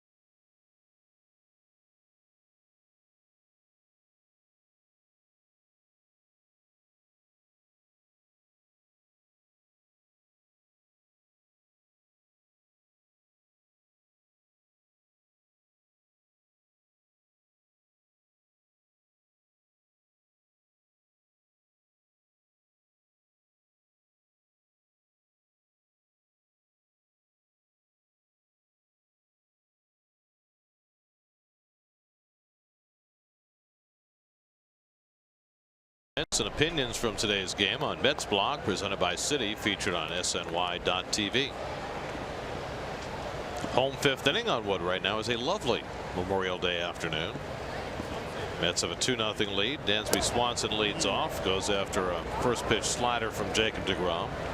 Swanson flied out to right his first time up. Ryan Flaherty's come out on deck to bat for the pitcher Fried.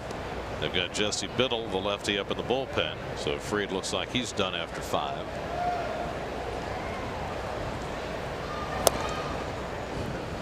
And Degrom misses away 1-1. Jake had his roughest inning in the 4th. Bases loaded, 1 out, but he struck out Tucker and Camargo to get through it. There's Flaherty. Enciarte behind him, so Degrom could use an easy inning. He had easy ones early through just 36 pitches in the first 3 innings combined, and then 30 pitches in the 4th inning. There's Biddle in the bullpen.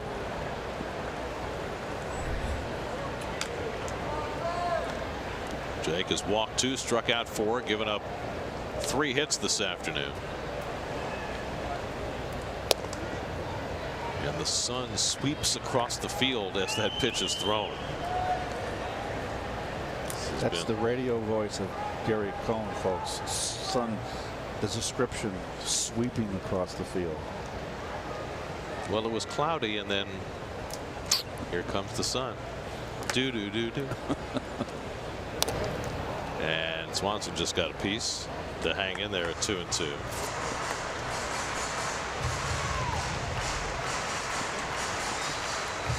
We've talked about it a lot today, the fact that with the day-night doubleheader and with the Mets strapped for bullpen and strapped for starters, they need Degrom to go deep into this game to give them a chance to set up what they'd like to be their formula for game 2, if there is one tonight. Swanson chases the slider for strike 3, and that's 3 strikeouts in a row for Degrom. 5 for the day. All of a sudden, Degrom is going to his slider, which he's had a little trouble getting over. Now leaning on it here. Getting close to that infamous 3rd time through the order, Gary. I don't think they worry about the 3rd time through the order with Jake. I fear not. I fear not. That's for the mere mortals. Here's Ryan Flaherty pinch hitting. Flaherty got off to an unbelievable start this year. The former Orioles utility man was leading the National League in batting for a while early in the season. He's come down to earth, hitting at .275. And he holds the swing, but he went around. Ramon De Jesus has been very aggressive at calling those check swings. It's been automatic with him.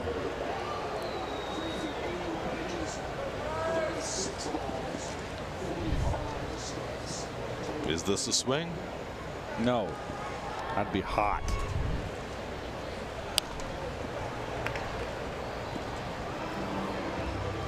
Flaherty, the only left-handed bat available on Brian Snitker's bench.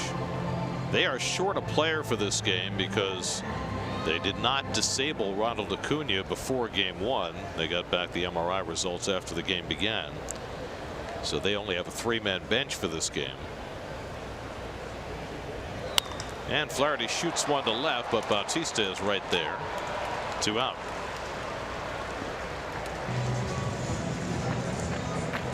So Degrom has set down the first 2. Bautista's enjoying being back in Atlanta. He's having a good old time. Throwing change-ups and everything. He'll be lobbying for a relief role if the Mets run out of pitching in this doubleheader. Well, hopefully it won't come to that, because then it would be a blowout and the Mets would be on the losing side. Maybe they'll be on the winning side, up 16-0. That's true. Enciarte fouls off the changeup.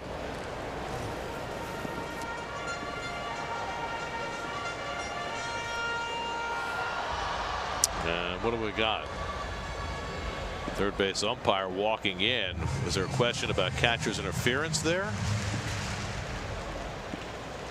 Enciarte questioning the home plate umpire as he fouled off that bunt.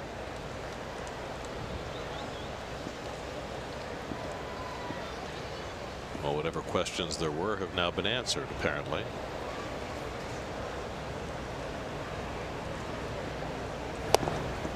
Goes after the changeup, and it's 0-2.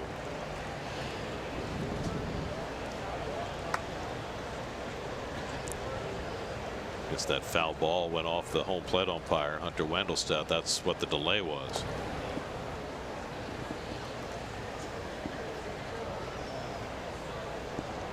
Well, here's Degrom again pitching in another tight ball game. can't seem to get a blowout, can he? He's always got to go out there every inning on point.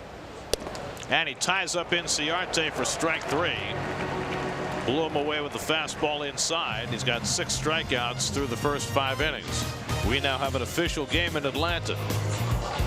Degrom keeps on rolling, up 2-0 after 5.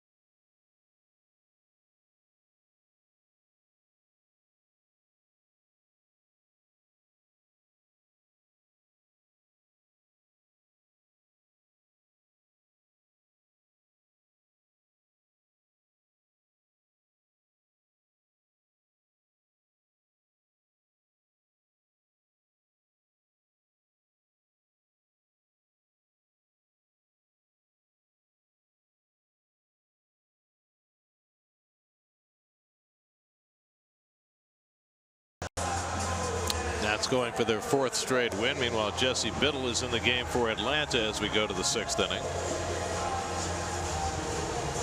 Let's check in with Steve Gelb. Steve?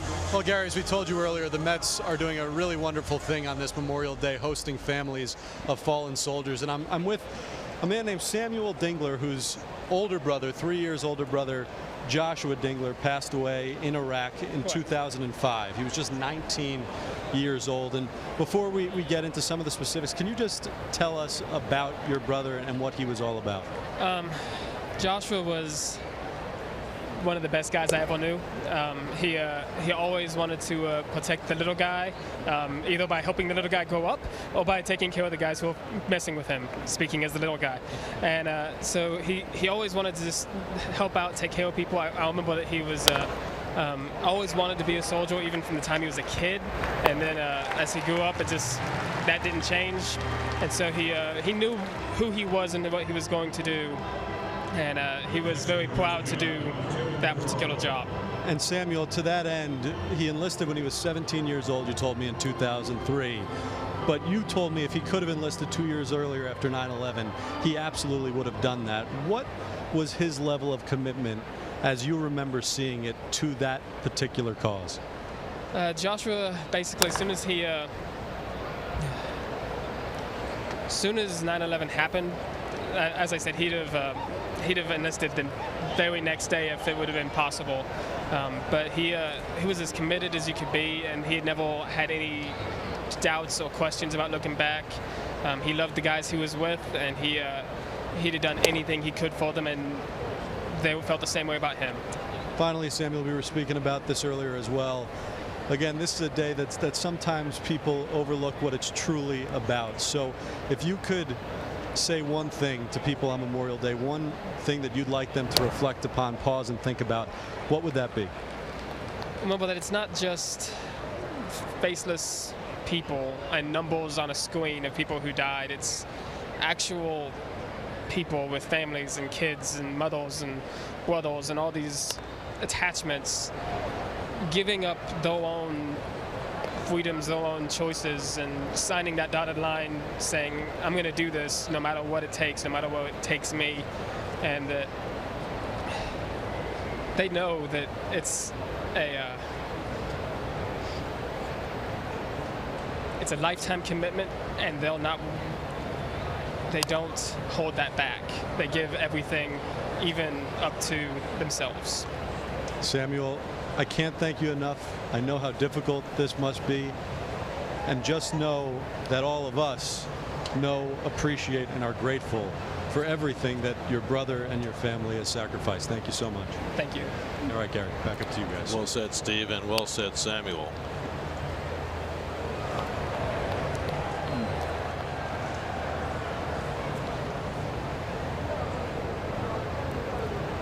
Devin Mesoraco has been on base twice already today. A bases loaded walk in the first, a single in the fourth. The skies have darkened again. Looks like a little more rain might be in the offing. 1-2 coming from Biddle, and a curveball strikes out Mesoraco for the second out. So Jesse Biddle has retired his first two. I don't think Devin picked up this pitch. He got tied up by that breaking ball. Jesse Biddle, former first-round draft pick by the Phillies, one of the few guys you can say while he was in the minor leagues he had Tommy John surgery and got struck by lightning. Both those things happened, and yet he's made it to the big leagues for the first time this year at age 26. He was a kid. He's a Philadelphia native who was a first-round pick by the Phillies. That was a big deal when the Phillies drafted him, but all the physical setbacks delayed his arrival in the big leagues. Luis Guillorme hit an opposite field double to drive in a run his last time up, snapping an 0 for 16 stretch.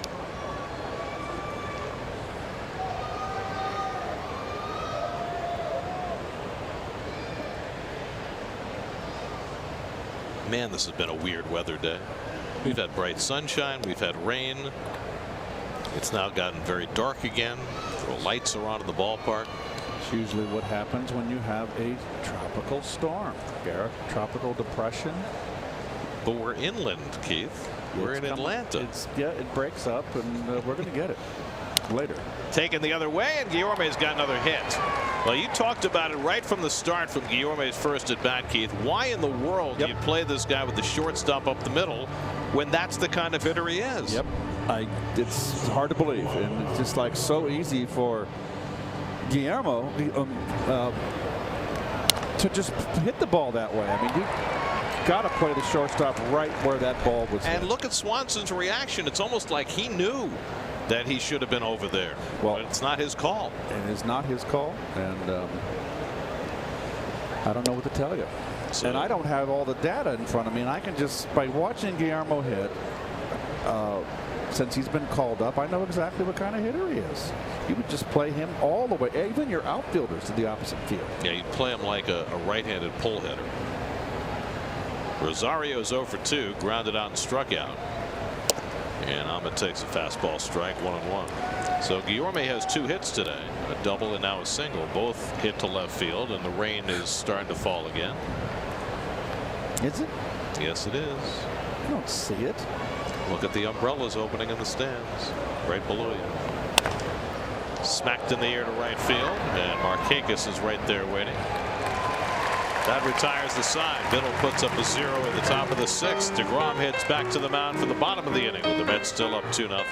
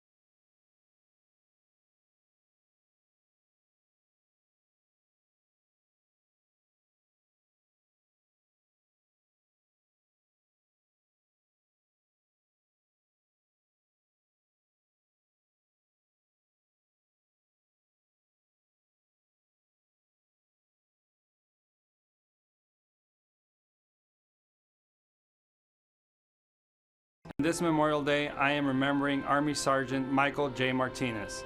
Michael was my teammate on the Eastlake High School baseball team in Chula Vista, California, and I remained friends with his brother Manny and his entire family. Michael was on his second deployment to Iraq in 2007, and he was killed when his convoy came under attack in Baghdad.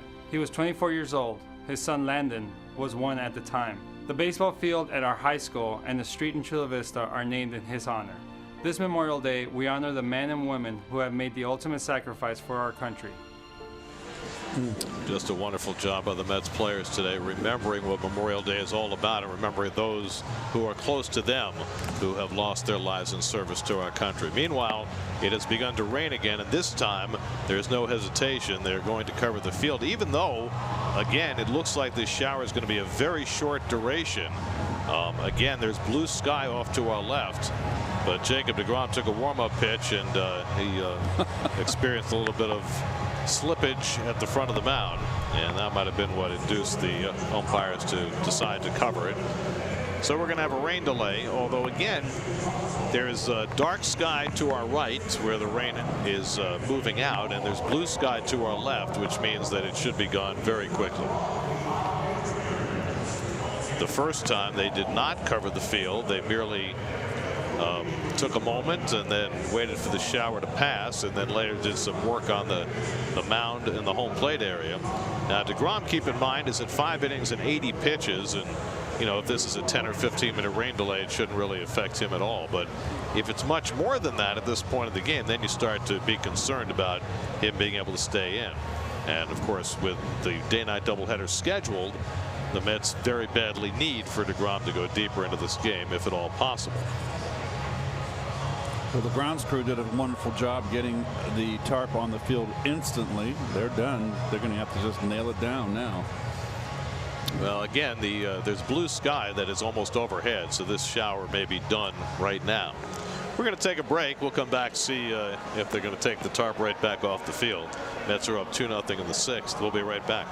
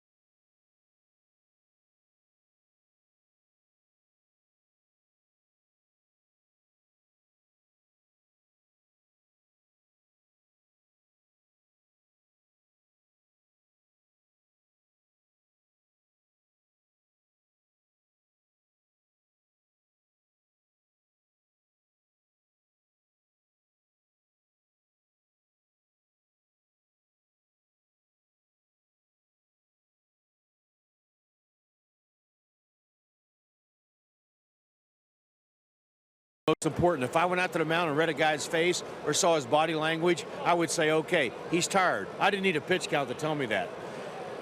If a pitch count has to tell you whether to leave a guy in or take him out, you shouldn't be a coach. You shouldn't be a manager.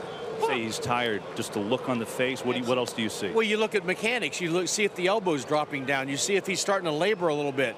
And this is what I try to tell people from the time they're little league on up. The thing that I'm most proud of in my entire career, health of our pitching staffs. And you know that in the 18 years I was in the big leagues, and the 24 years I was in the minor leagues, we had 3 Tommy John surgeries. Well, guess what? I think we know what we're talking about. That was fascinating, right? Leo Mazzoni talking to Kevin Burkhardt back in 2013 about his tenure as Braves pitching coach, custodian of one of the greatest pitching staffs in the history of baseball. Changing of the guard, Gare. That's old school right there.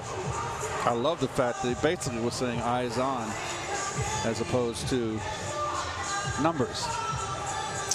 So basically the umpires and the grounds crew between them have completely mishandled this rain delay. The tarp went on the field at 3 o'clock. It stopped raining as soon as the tarp was on the field. It's now 27 minutes later, and Jacob Degrom was sent out to warm up, and now they've announced that the game is not going to start for 5 more minutes. Oh my goodness. So everything has been completely discombobulated here. Well, they can start it up now because the tarp is secured down the left field line. The grounds crew's off the field. I mean, the grounds crew's done its work. I don't know why they just announced it's going to start at 3:34, which is still 4 minutes away. And but I mean, from the time that they put the tarp on the field until the time they took it off until right this moment, it has not rained a drop. And what it's done is it's created a very long delay for Jacob Degrom, who has not thrown a pitch since 2:49. He went out to the mound, threw a couple of warm-up pitches to get ready for the bottom of the 6th inning. That's when they put the tarp on the field because it was raining at that moment. Then it stopped, and the umpire stood in the dugout with the grounds crew for a good 20 minutes looking at their phones, at which point there was nothing on any radar which said it was going to rain anymore. But they kept the tarp on the field for another 25 minutes. And now Hunter Wendelstedt is going over to the home plate to the first base dugout and saying, let's go. Yes. Because they announced 3:34, which, well, it's 3:30 now, and Degrom's been out there for 5 minutes warming up. So it's just an absolute mishandling of the situation all the way around. Now the question is, will Degrom be okay going forward, already having thrown 80 pitches over the first 5 innings? Well, we're going to find out real quick here, and nothing would be better than a quick inning for him, but he's going to have to cut through the teeth of this order. Albies, Freeman, and Markakis. Mets with a 2-0 lead. Degrom had one huge jam to work out of in the 4th. He worked a 1-2-3 5th, and now we'll get back underway after a rain delay of a little over a half hour. Albies 1 for 2 today, and he hits the first pitch foul, and we're back underway. 31-minute rain delay.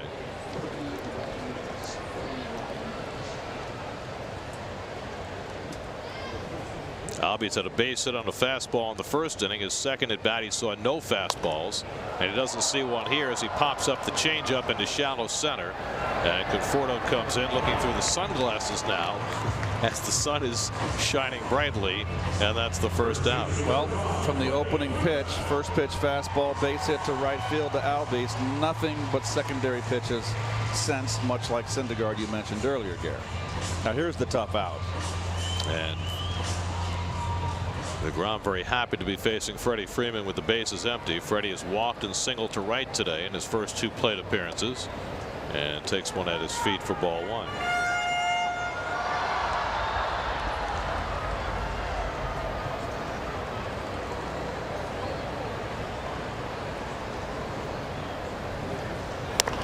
And he grounds one weakly down to first. Bruce with the toss to Degrom for the second out. So a big out for Degrom as he retires Freeman for the first time today. AT&T achieving more stat on Nick Markakis, who's off to the best start of his career. Well, he just continues to impress me. I think he's one of the most well-rounded, kind of old school kind of player, line drive hitter. that kind of guy and plays defense. Broke his bat and singled to left his last time up. 1 for 2 on the day. And he takes a fastball for a strike on the inside edge at 97. Yes. So Degrom's still out there throwing hard. I was just going to say that's the hardest ball I think he's thrown the whole night. I think he wants to get out here and get this thing done. Well, he needs to get through this inning quickly so he can get through 7.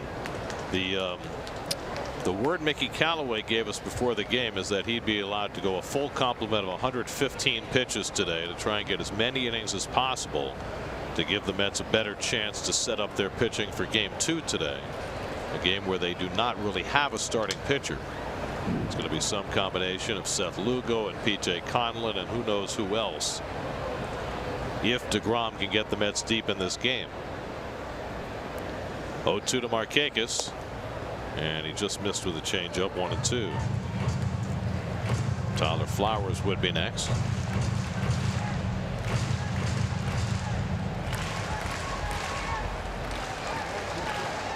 One-two coming. Got him looking. Side retired. Jacob Degrom with his 7th strikeout comes back from the rain delay with a 1-2-3 6th. 2-0 Mets going to the 7th.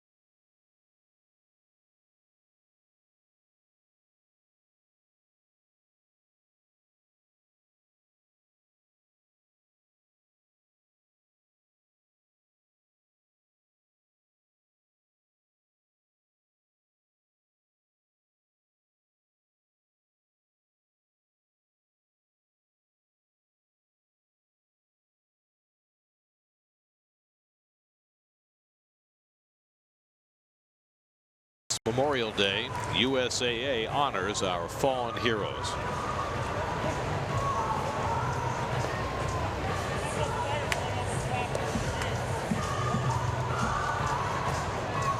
Seventh inning in Atlanta on a day of changeable weather.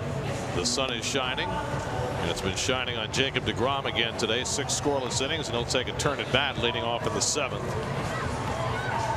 88 pitches through 6 innings for Degrom, and the Mets very much wanted to get through 7 and perhaps more than that. Jesse Biddle, who worked the 6th inning, comes back out for the 7th after 31-minute rain delay. No Rosenbag on the mound. Oh, the bat boy. Jesse needs a little help. He forgot to put the Rosenbag back out after the rain delay, and the bat boy is scrambling now. Come on, hustle. There you go. Come on, don't step on the line. Oh! Tossed it the last 5 feet. And now Biddle can dry his hand. Degrom can sympathize. Jenkins struck out in his 2 at-bats today. Well, they've got the old picture on the scoreboard of Jacob with the long hair in center field. He should be able to Photoshop that out. I mean, look at that. Was it that long? It was that long. And now it's not. And as good as he was with long hair, he's better with short hair. Delilah had nothing on him. Mets still have their share of locks. Still got Syndergaard and Gazelman. But Degrom is out of the game. And now Biddle's behind him 3-0. Nimmo and Cabrera to follow in the 7th. The starter Max Fried went 5 innings, allowed 2 runs, 1 earned on 4 hits. And now Biddle throws a strike, 3-1 to Degrom.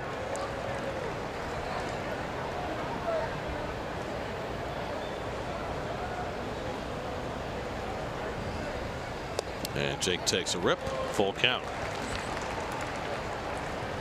Mets are playing a Memorial Day doubleheader for the first time since 1978.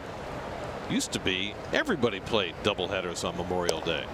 Yes. That's ball 4, and Degrom draws a leadoff walk.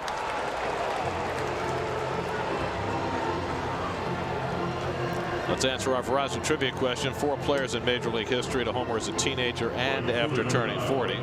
I knew Rusty was one. And I knew A-Rod was one. But I didn't know Cobb was one.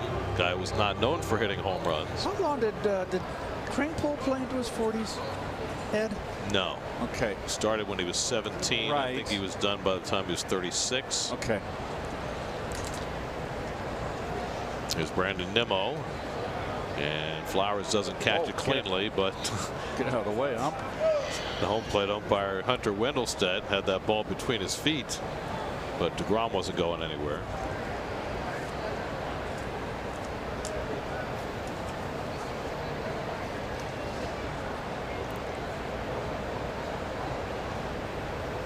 The first doubleheader on Memorial Day was held in 1882 by the Troy Trojans. They played a split doubleheader with Albany. The morning game was in Albany, and the afternoon game was in Troy. How far is Troy from Albany? Not far.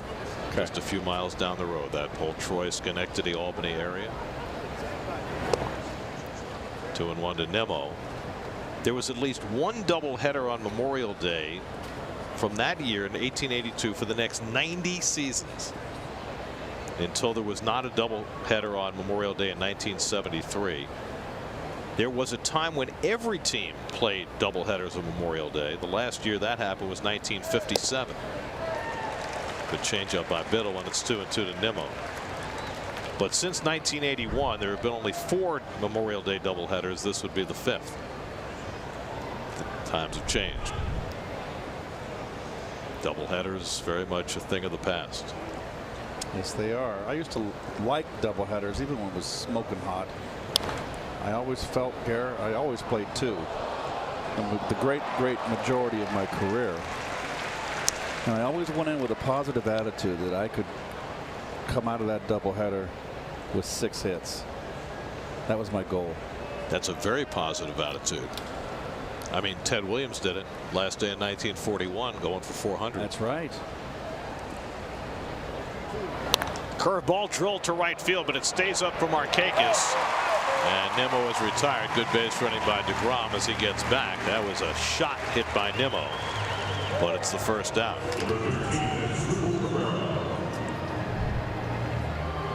Hanging breaking ball. And you're running to first base. You're going, get down, ball, get down. So 1 out and 1 on, and now Cabrera, who's 1 for 3 today.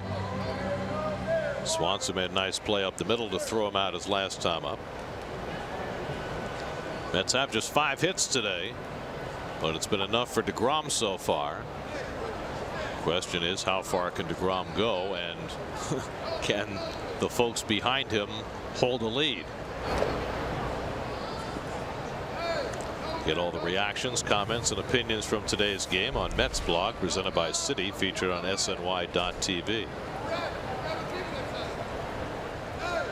And I say that only because Degrom has had such bad fortune over the course of his career with bullpens holding leads for him. 117 starts in his career, 21 times he's left with a lead only to have the bullpen surrender it. That's the most of any pitcher since Degrom started his career. He should have been born in '53 like me. Then he would be going 9 every game. Darn right he would. Double play ball right at Swanson, and an easy turn for Albies for the 6-4-3 double play. Braves turn their second double play of the day. Stretch time on Memorial Day afternoon. 2-0 Mets.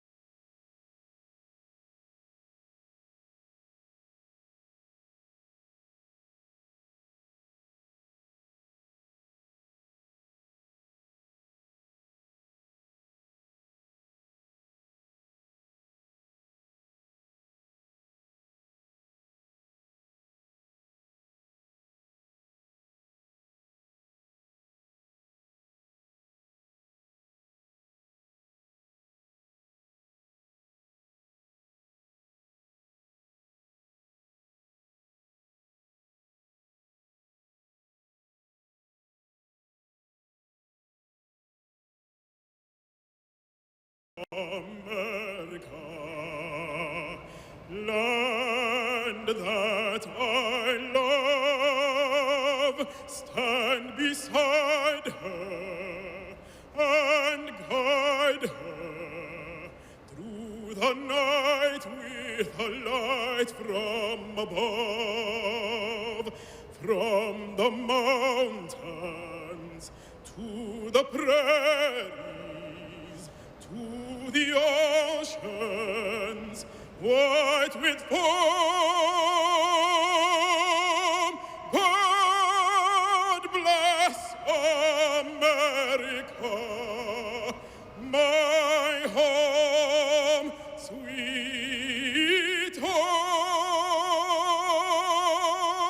God bless America, my home, sweet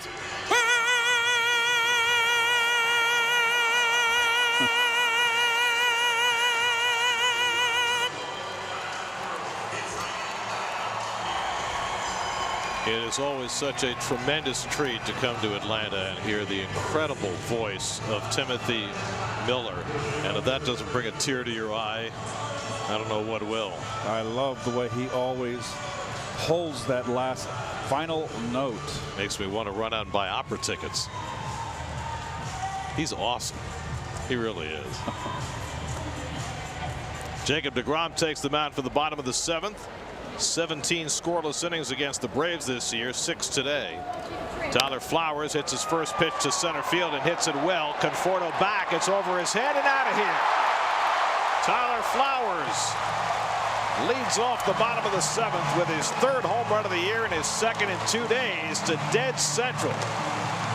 Only the 3rd home run Degrom's given up all season, and it cuts the Met lead to 2-1.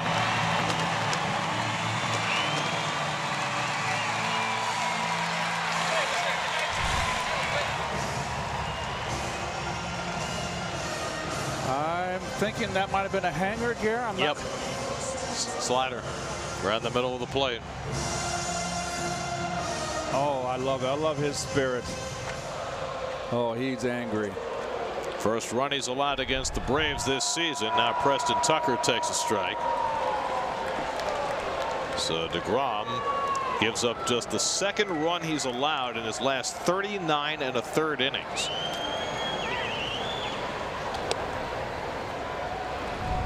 Well, Flowers is a powerful guy here. Big leg kick too. And you could just see where the slider broke right into his wheelhouse. Just nothing forced in that swing. That's a pretty couple of good notches in 2 days for Tyler Flowers. He went deep against Chris Sale yesterday at Fenway, and now against Degrom this afternoon. Not like he's picking on the little guys. Tucker fouls it back, and it's 2-2. Tucker had a big at bat in the fourth inning, bases loaded, and Degrom struck him out. Let's see how close he is to the plate. So when you get that hanging slider, look at the barrel. Arms full extended. Look where the barrel of the bat is. Right. Oh, it's prime for a breaking ball hanging out over the outer half. Just inside to Tucker. 3-2 with Johan Camargo on deck. As bullpen begins to crank and Seth Lugo gets up. Much as they would have loved to have saved Lugo for the nightcap, if they need him in this first game, they won't hesitate. 3-2, and he walked him. So after the home run, Degrom walks Tucker, and he is normally so cool no matter whether things are going good or bad, but we have seen some rather emotional reactions from him both on the home run and now on the walk.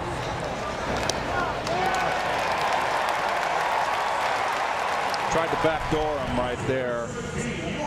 And a good visit to the mound by Dave Island, the pitching coach. Just like, okay, come on, settle in. Degrom came back from the rain delay to work an 8-pitch 1-2-3-6, but the 7th has proven more troublesome. A home run to Flowers, a walk to Tucker, and the tying run is on base with nobody out. Camargo today is grounded out and struck out 0 for 2.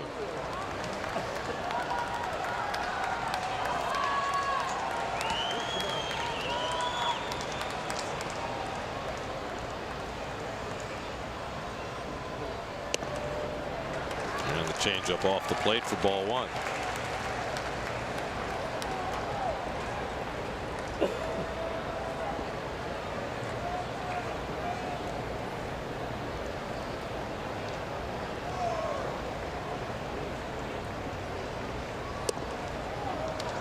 Another change up, and he misses. Interesting.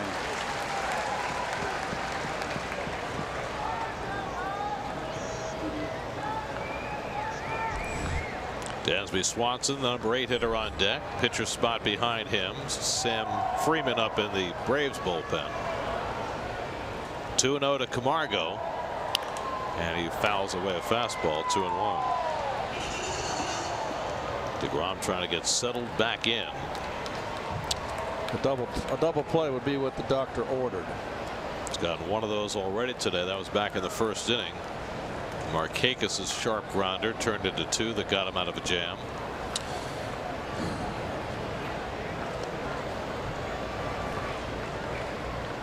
Tucker a very short lead. Not really a threat to be going anywhere.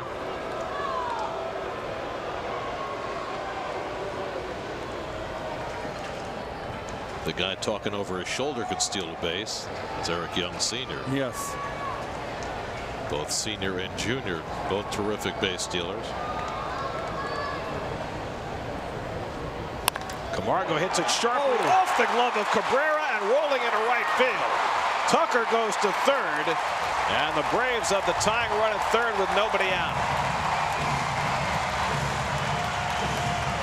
A sharp grounder by Camargo, just a little too much for Cabrera to handle. They'll score that a base hit. Well, back in the first inning, he made a backhand up the middle and turned a double play off the bat of Markakis. Here, this is a tough chance. Can't make the play, and the Braves are in business. Well, Degrom's going to have to dig deep. Lugo is up in the bullpen, but looks like Degrom is staying in to face Swanson. And his lead is very much in jeopardy. Infield back at double play depth. They'll concede the tying run to try and get 2 outs. Swanson has flied out and struck out today, 0 for 2. And he shows bunt. Could have been a safety squeeze in that spot. I think it's just to get the tying run over, Gare, with Suzuki in the.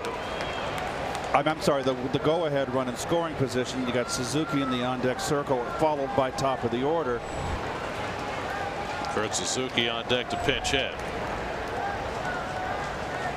Well, the way Tucker was following Guillorme down the line, I think that was supposed to be a safety squeeze if he gets the bunt down. In any event, fastball is in for a strike, and it's 1-1 to Swanson. It's a risky safety squeeze. If you're that third base runner, you cannot get yourself thrown out. Well, that's why it's a safety squeeze.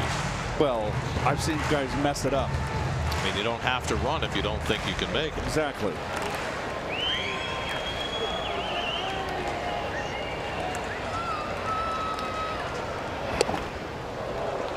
That just missed. 2-1 to Swanson. I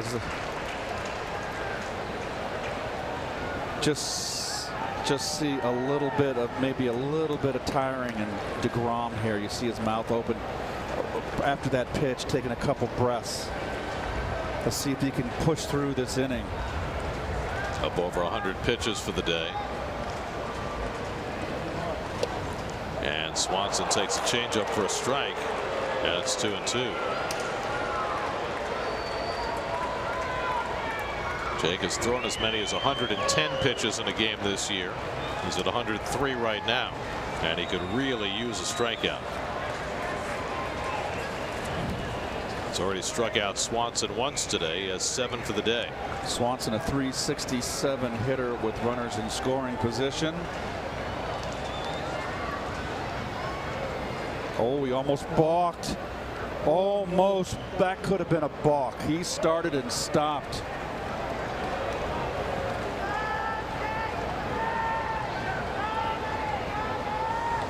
Two coming. Tied him up. Did he go? He did not. 3-2. A little dicey here now. Well, you would think maybe they put Camargo in motion to try and stay out of the double play. No, you don't want to run into you don't want to strike him out, throw him out, Gary.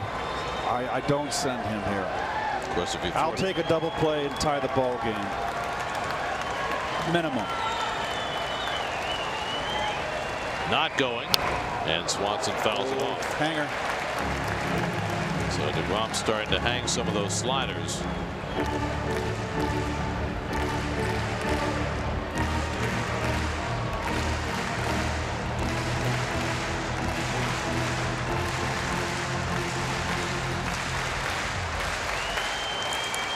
This Brave team, a .292 offensive unit with runners in scoring position. 7th pitch to Swanson, and he struck him out with a slider. Second time he's gotten Swanson with a slider, his 8th strikeout of the day. Chased it, ball 4. So that's the first out of the inning. Got him last time that way, striking out, swinging on the bad slider. That is now 0 for their last 27, the opposition against Degrom with runners in scoring position. Now Kurt Suzuki will be the pinch hitter batting for the pitcher, and that appears to be all for Degrom, as Mickey Callaway, well, maybe not. He was coming out, then he went back in. It's waiting for Suzuki to get announced. I don't think that's it. I don't think that's it. He's already been announced. And you got a right-hander in the bullpen anyway. So that shouldn't make a difference. I don't know what that was. But now Degrom will stay in to face Suzuki. Kurt Suzuki has turned into a much better offensive player the last 2 years.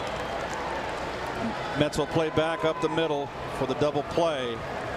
Suzuki 3 for 6 as a pinch hitter this year. 1st and 3rd and 1 out. And he chases one out of the strike zone, 0-1. And so what was this? I don't went out know. toward Hunter Wendelstedt and then gestured at the third base umpire Ramon DeJesus as well, and then went back in the dugout. DeJesus came down, said something to Wendelstedt. I have no idea. Tucker the tying run at third. Camargo at first with one out.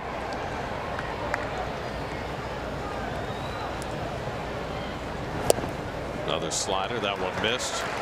1-1. Degrom having to dig deep in this inning.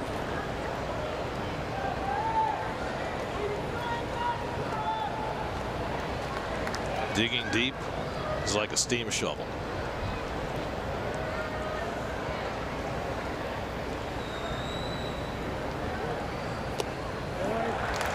Another slider, 3 in a row now to Suzuki, and it's 2-1. Well, he's thrown 109. He's about to throw his 110th, which will tie his season high.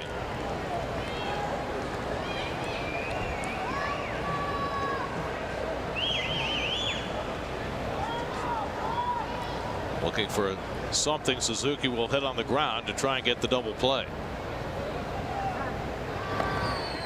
Checking on Camargo, is not a base stealing threat. Braves lead the league in steals, but the majority of that is the guy on deck, Ender Inciarte, who leads the league.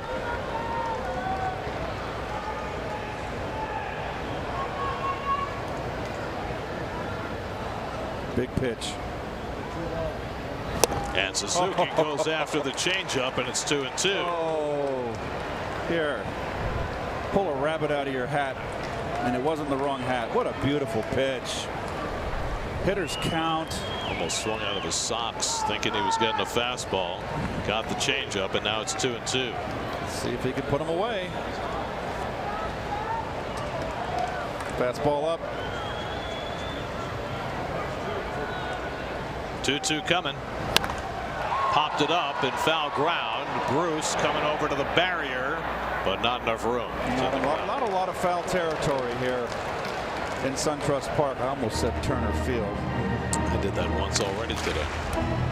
It's only the second year. I mean, this is a very, I would love this. Get your foul balls that get into the stands like this. It's like Wrigley Field. Further than he's gone this year. And a big pitch to make to Kurt Suzuki.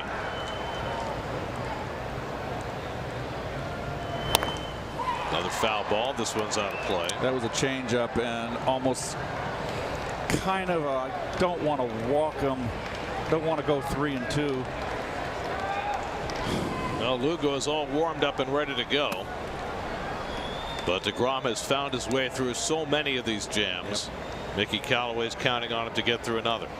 And with Inciarte in the on-deck circle, there's no Blevins, who are just really having a tough time. 7th pitch of the at-bat to Suzuki. Fastball in.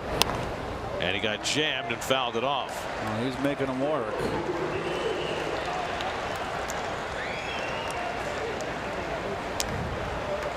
It's a heck of a ball game. Love games like this.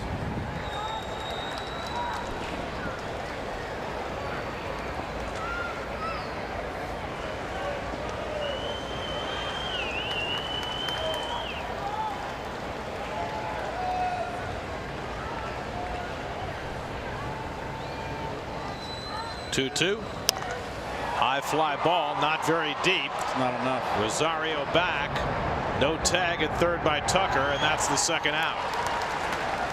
Rosario wisely running it back in, and Degrom 2/3 of the way to getting out of it. One more. But he's got to get through Ender Inciarte, whom he's held in check so far today. 0 for 3, 2 ground balls and a strikeout. Well, you got 2 left-handers out in the bullpen, and we know that Blevins has been struggling mightily. He's pitched 3 days in a row. Forget him today.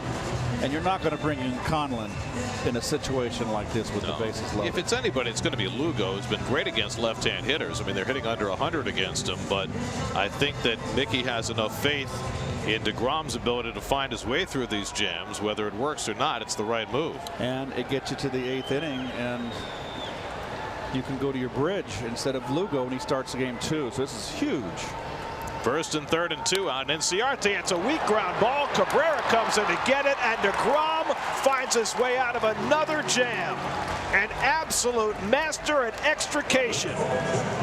He gives up the home run to Flowers. The Braves have 1st and 3rd and nobody out, and he keeps the Mets in the lead.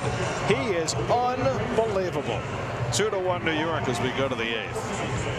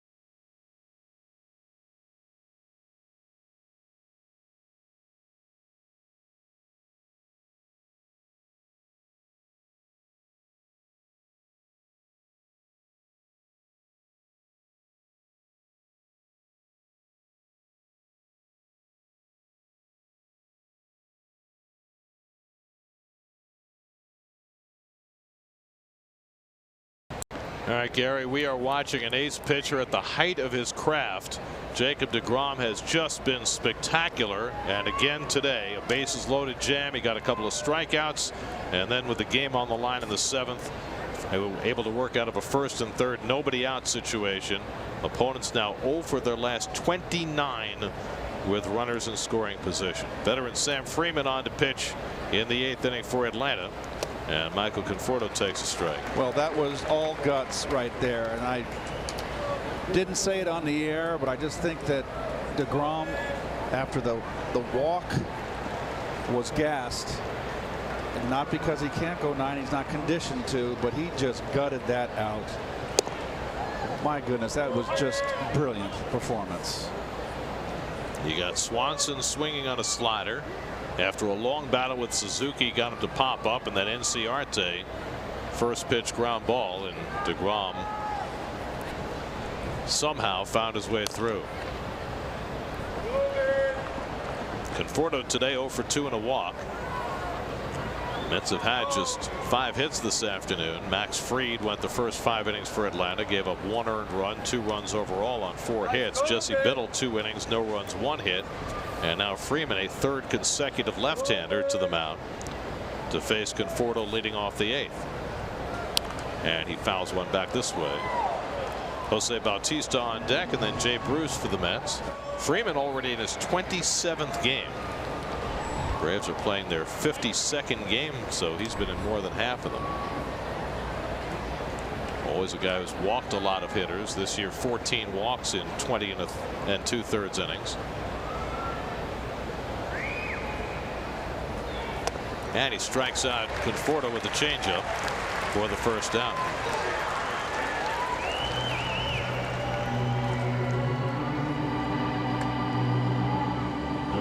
So one away now, Bautista, who's been on base 3 times in a row against the team that released him a couple of weeks ago.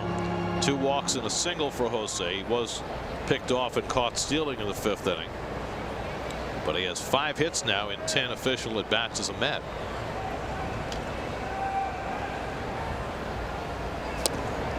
And a good changeup by Freeman to start him off. 0-1.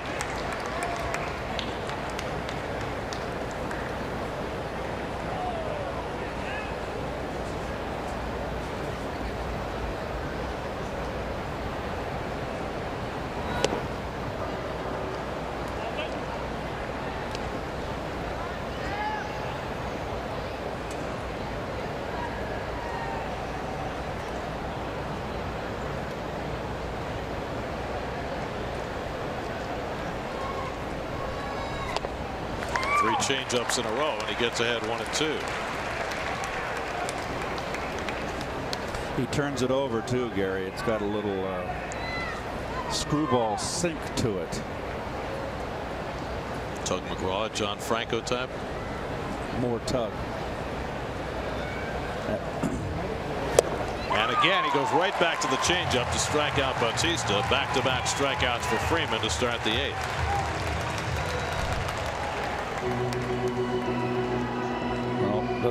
Does not give it away. That's a good pitch from a left-hander.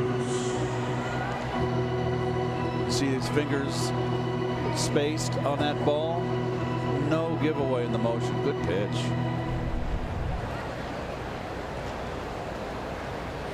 Now Jay Bruce is 0 for 3. Seth Lugo continues to throw in the Mets bullpen, so he'll be on in the bottom of the 8th.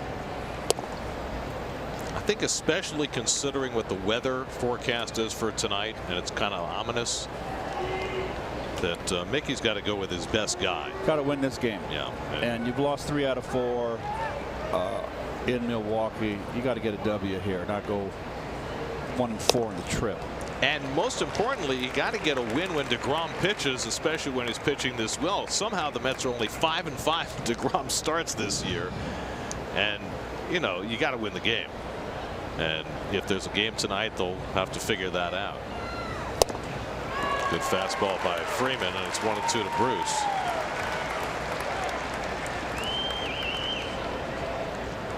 Bruce 2 for 6 against Freeman, who first came up with the Cardinals, spent the first 3 years of his career there.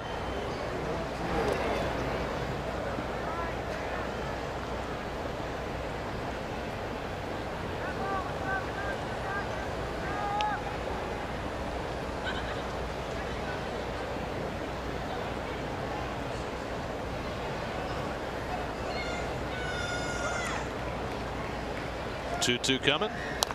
And he jams Bruce, but he fouls it off. Drive around the majors presented by Audi. Gio Gonzalez pitched brilliantly, and the Nats shut out the Orioles today. Justin Verlander continues to roll. Started the day with a 1.08 ERA. That'll go up slightly. Greg Bird homered for the only Yankee run, 5-1 in the 9th. And Anthony Rizzo, who's really had a rough go of it this year, helping the Cubs to the lead on the Pirates. 3-2 now to Bruce.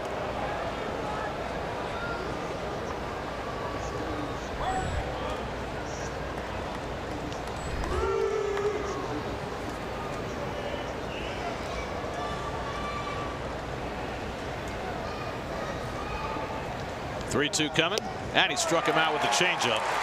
Freeman strikes out the side of the 8th. All 3 coming on the changeup. Lugo coming on from the bottom of the 8th. Mets up 2-1.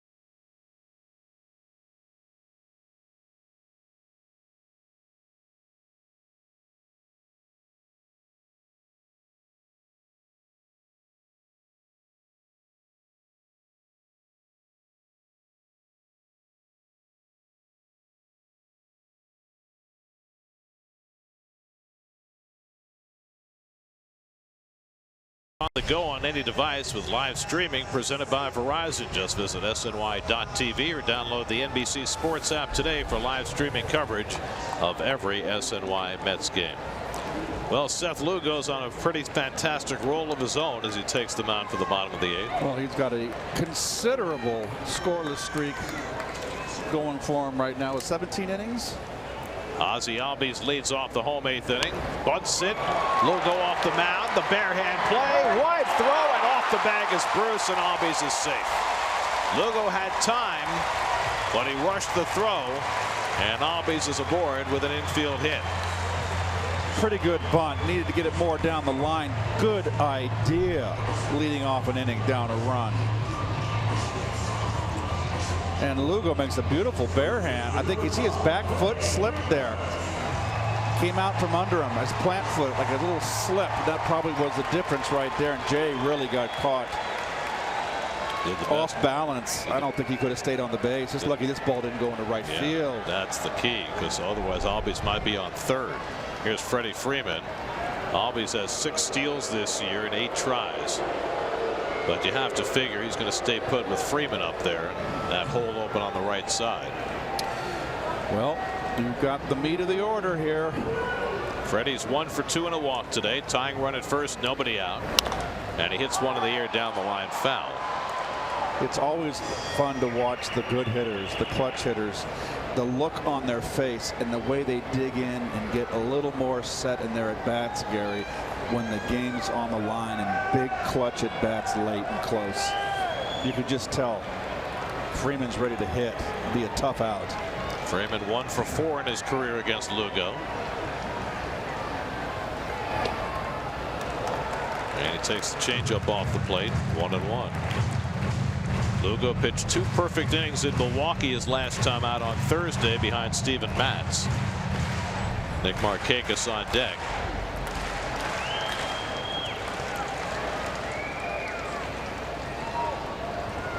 And Freeman golfs one foul. Another changeup, 1-2.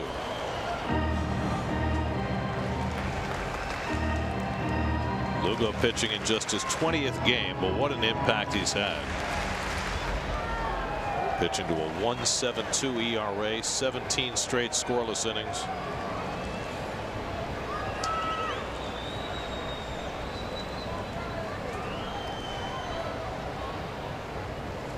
Long hold. You don't want to call timeout. He got, yes. Never want to let a pitcher get you in there and get tense.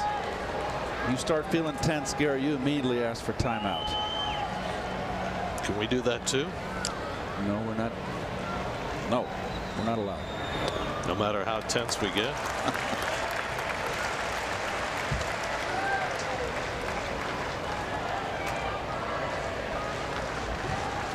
Degrom went 7, a lot of run on 5 hits, a walk, 8 strikeouts, lowered his league leading ERA to 1.52.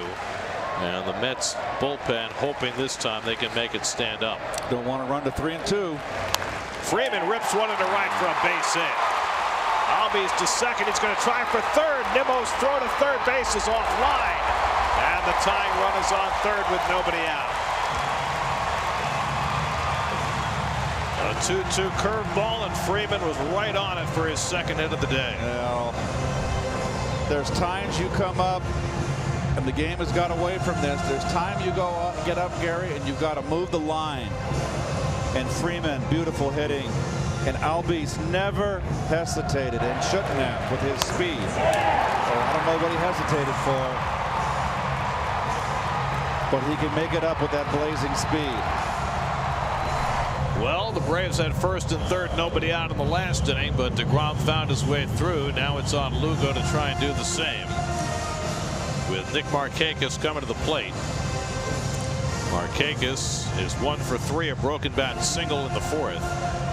And the Mets will keep their middle infielders back, willing to concede the tying run on a ground ball. Breaking ball out over the plate, stays back beautifully, beautiful balance.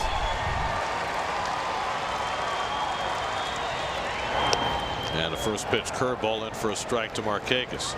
Jacob Degrom has got to be in the dugout and saying, I've seen that movie too.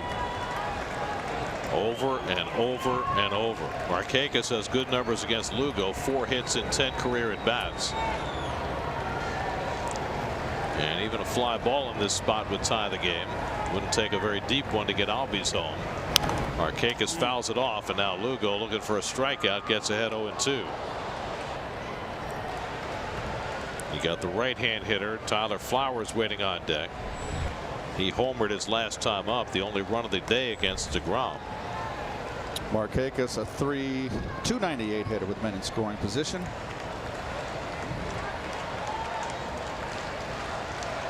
Lugo ahead 0-2.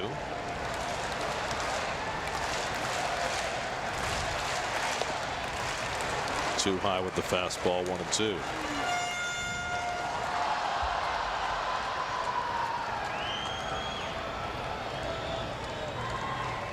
Veterans in this situation have been down this path before. When you got young rookies up and young players, they can get a little tense, but this is still a pressure spot. It's a big at bat, even if you're a veteran. Markakis gets it in the air to right, not very deep, but Albies has great speed. Nimmo makes the catch. Here comes Albies. The throw to the plate is too late. The Braves tie the game. Freeman takes second.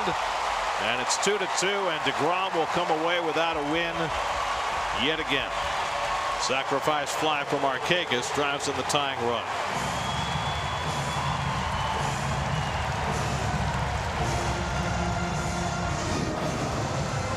Mets are holding to see if perhaps Albies left early. No, did not. Good base running by Freeman. He tagged and was going all the way on Nimmo's throw home.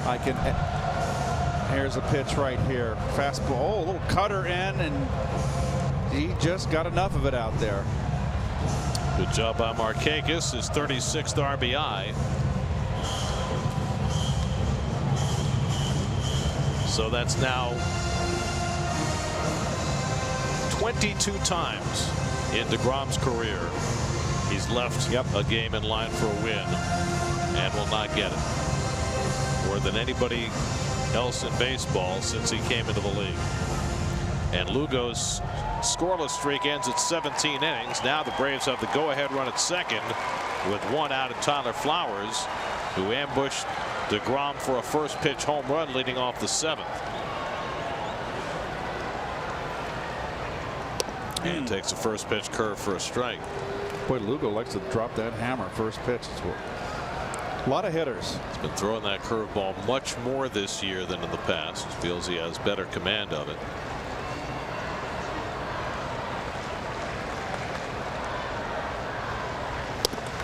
Good pitch. Pounds the inside corner with a fastball, and it's 0-2. Now, this is the inexperience of Jay Bruce, and the Mets are compromised defensively. When watch first base Freeman, he goes. You got to know, remember, that with Albies' speed, that you're not going to have a chance. You go get that ball, you cut it off, you throw to second base. It's a tie ball game, nobody on. And Lugo strikes out Flowers on 3 pitches for the second out. And that's just inexperience. Big strikeout right there.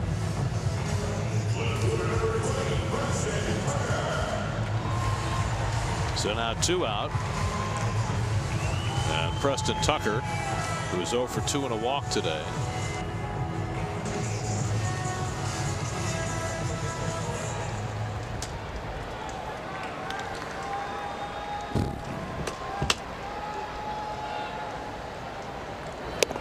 And Tucker takes a fastball for a strike.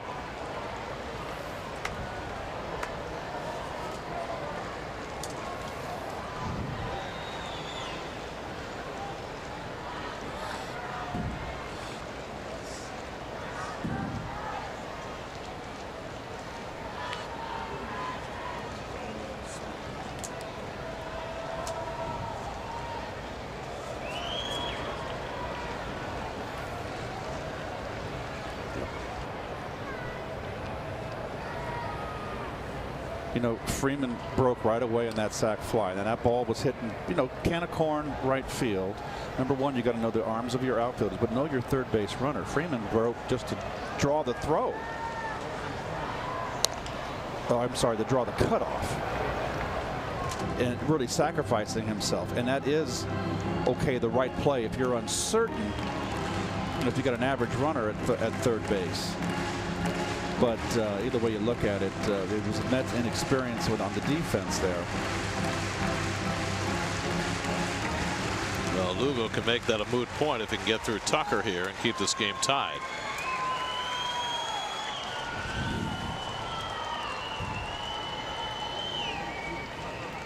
Oh-2 coming, and it's too high. Really, when you come down to it, you go back to the first pitch of the inning. Ozzie Albies laying down the bunt. It was a ball that Lugo could have thrown him out on. He did not make a good throw. Albies reached on the bunt, and he came around with the tying run. So the little things that beat you, Gary, the Mets have not been executing. Really, this entire road trip, it's been the case.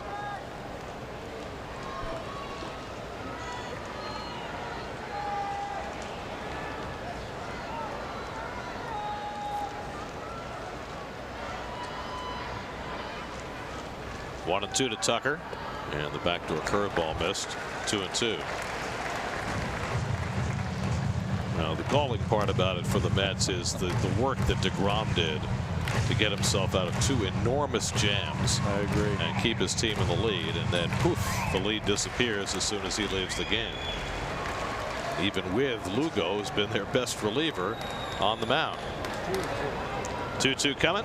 Struck him out with a fastball. Back-to-back strikeouts by Lugo to end the inning, but not before the Braves scratch out the tying run in the bottom of the 8th. We go to the 9th, 2-2.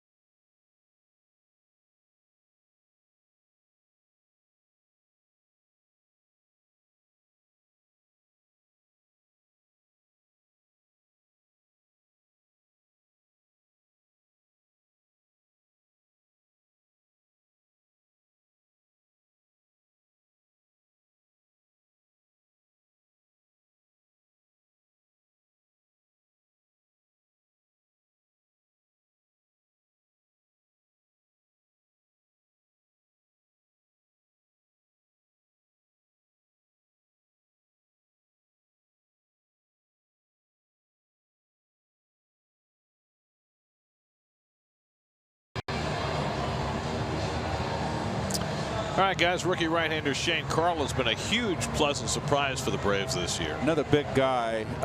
He's given up runs his last 2 outings, but prior to that had a 15 1/3 inning streak of scoreless ball. Devin Mesoraco will lead off the 9th inning. He drove in the first Med run with a bases loaded walk. Then he singled and scored the second Med run in the 4th. 3 infielders on the left side against Mesoraco, and he fouls the first pitch off, 0-1. Mesoraco, Guillorme, and Rosario, the 3 scheduled hitters for the Mets. Keep in mind they have Adrian Gonzalez available as a left-handed pinch hitter. Shane Carl was with the Rockies briefly last year. They let him go on waivers. The Pirates picked him up. The Pirates gave him up for nothing to the Braves. And Carl has been a tremendous asset in that Atlanta bullpen. 1.57 ERA, only 6 walks in 28 2/3 innings. It's been the real deal so far. Looks like a little sinker ball pitcher. Hard sinker. Mesoraco fouls off the fastball, and it's 0-2. Well, the Braves bullpen has done the job so far today behind Max Fried. Jesse Biddle, 2 scoreless innings. Sam Freeman struck out the side in the 8th. And now Carl trying to hold it in the 9th after the Braves rallied to tie with a run in the 7th and a run in the 8th. 0-2 to Mesoraco. And he fouls off the slider.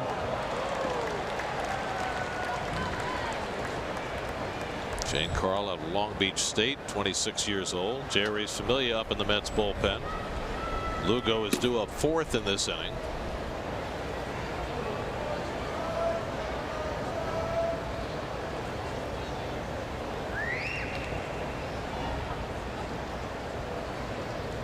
And Mesoraco unloads deep left field. Back goes Tucker to the track. Back at the wall. It's out of here. Devin Mesoraco gives the Mets the lead in the 9th inning. Mesoraco homers in the 9th for the 2nd straight day. And the Mets lead it 3-2.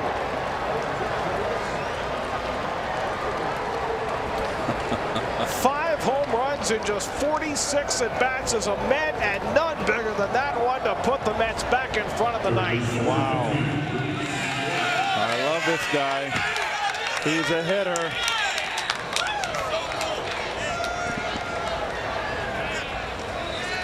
And very powerfully built, strong, full cut at the plate. What a big home run. Now Guillorme takes a breaking ball outside. The ball's going to be down the strike zone.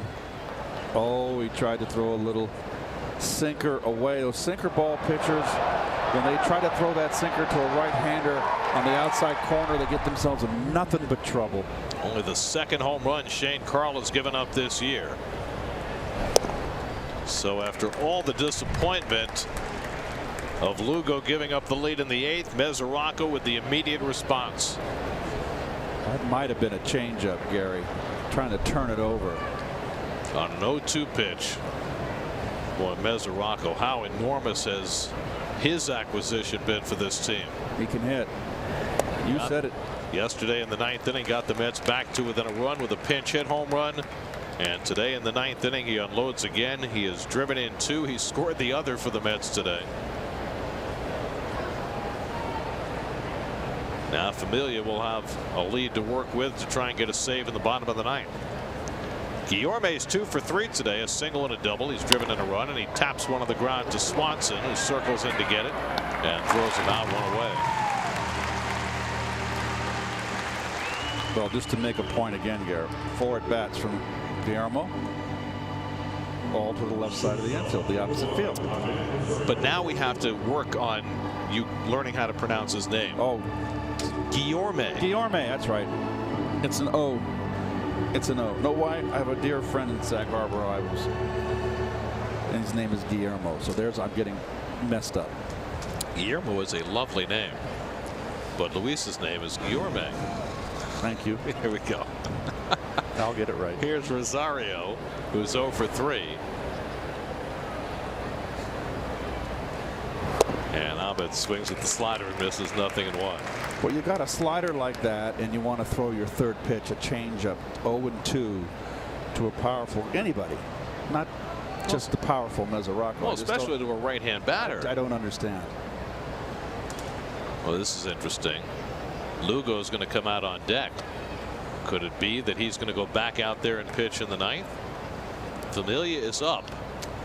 Or if Rosario gets on, well, will he bunt him over? I don't know what's going on here. Familia stopped throwing, so that'll tell you that it looks like Lugo is going to pitch the 9th. After giving up the tying run in the 8th to break his scoreless streak, he may have a chance to close it out. 2-1 to Rosario, and it makes some degree of sense, right? if you've already burned Lugo in this game and you're reluctant to work him in both games of the doubleheader, let him work 2 innings and save Familia for the nightcap. Sure. And Mickey Callaway mentioned in the pregame presser that he was very reluctant to use relievers in both games of a doubleheader. Right. Which is interesting because, I mean, back in the days when doubleheaders were frequent, relievers would often work both games. Played in a few games where Bruce Sutter came in and saved both games. 2-2 to Rosario, and he just got a piece of that. Coming up much later on Geico Sportsnet at 11 o'clock, the Yankees take on the Astros, Game 7 in the NBA Western Conference. See who gets to play LeBron by himself, 1-on-5. I think that's going to be the way it works in the finals, right? And of course, the Stanley Cup Finals as well. The Warriors got their hands full. That's a home court advantage for the Rockets. That's going to be a tough game.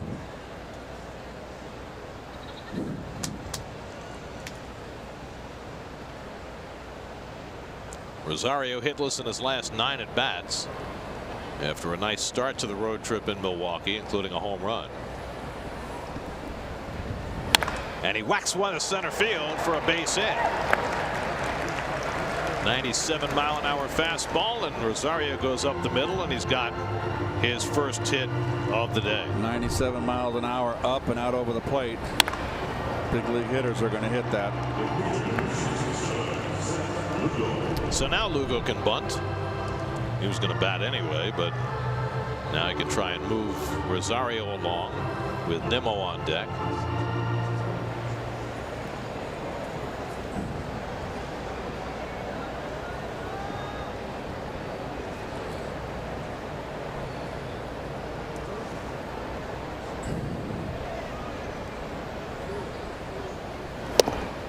And he takes a strike.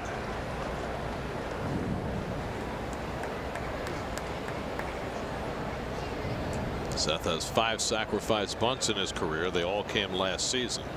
He's 0 for 4 at the plate this year.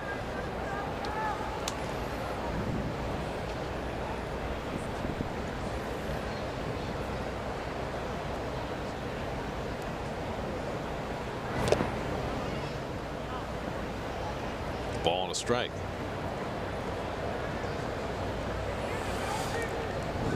Of course, you could always cross up and run Rosario in this spot. Rosario stole a base in the 9th inning yesterday as the Mets tried to rally. I think they'll just play it safety first.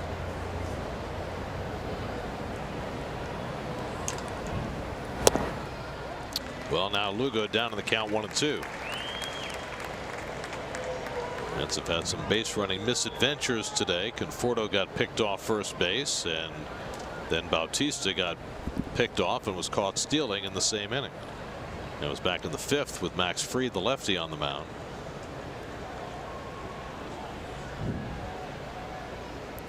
Lugo showing bunt with 2 strikes and bunts it foul for strike 3. So that's the 2nd out of the inning. First strikeout for Carl and the 11th strikeout for Met hitters today. And that'll leave it to Nimmo with 2 on the runner at first. And now maybe you run Rosario. You could, absolutely.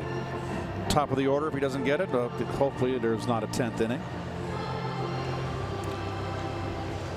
Nimmo's 0 for 3 today. Was hit by a pitch leading off the game and scored the first Met run. Hit the ball very hard his last time up, lining out to Markakis in right field.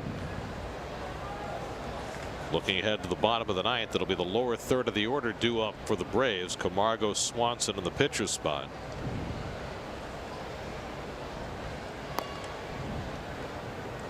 Which means that they need to get 3 men on to get Freeman to the plate. And Lugo looks like he'll be pitching the bottom of the 9th.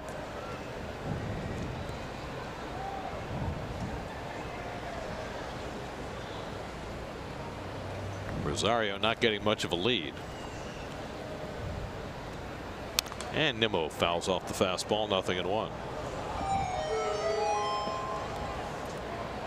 Well, with Lugo having been used, I guess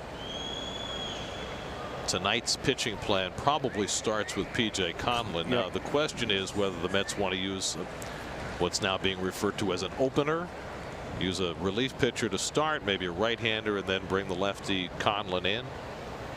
I don't know if that makes any sense against this Braves lineup, though, as left-hand heavy as it is. Yep. I mean, you figure that Inciarte and Freeman are going to be in there. Yes. No matter what.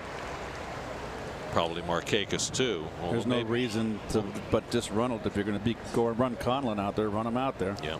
He's already made one start this year. That was in Cincinnati, and looked okay early. Certainly was competitive.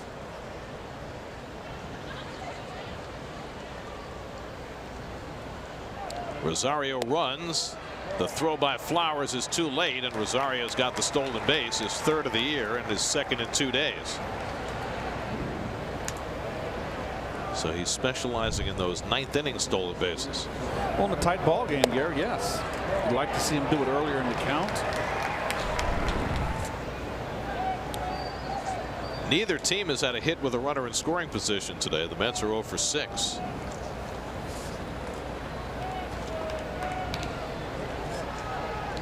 Braves are 0 for 8.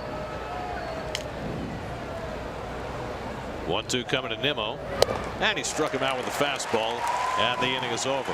But the Mets regain the lead in the top of the ninth after giving it up in the bottom of the eighth. Devin Mesoraco puts the Mets back in front.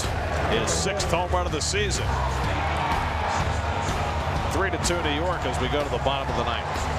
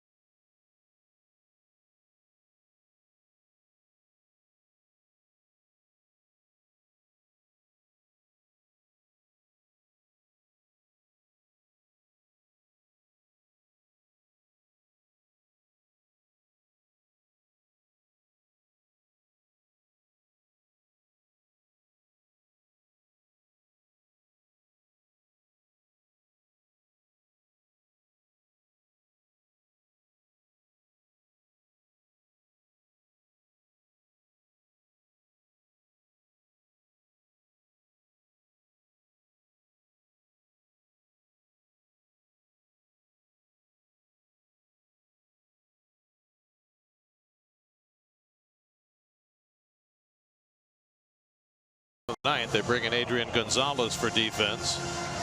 He'll play first base. Seth Lugo gave up the tying run in the 8th. Now has a chance to be the winning pitcher. They'll face the lower third of the Braves batting order. Camargo, Swanson in the pitcher spot. Charlie Culberson is the only player left on the Braves bench, with Ronald Acuna going on the disabled list with a knee injury. So they only have a 3-man bench, and they've already used Suzuki and Flaherty. Jerry's Familia is going to stay warm in case Lugo needs help. Camargo leads off and takes a first pitch curveball high for ball 1. Camargo had a base hit in the 7th inning against Degrom, a shot that went off the glove of Cabrera and created that 1st and 3rd situation that Degrom pitched out of. Then the Braves put runners at 1st and 3rd in the 8th against Lugo. Wasn't as fortunate. Markakis hit the sacrifice fly to tie the game. Lugo responded, though, by striking out Flowers and Tucker to strand the go-ahead run in scoring position. Now he's behind 2-0 on Camargo. And now 3-0. Well, sound like Jack Benny. Well.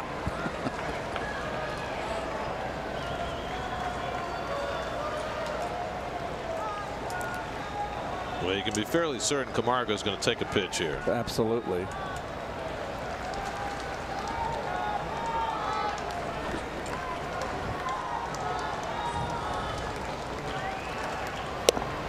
it's a strike. 3-1.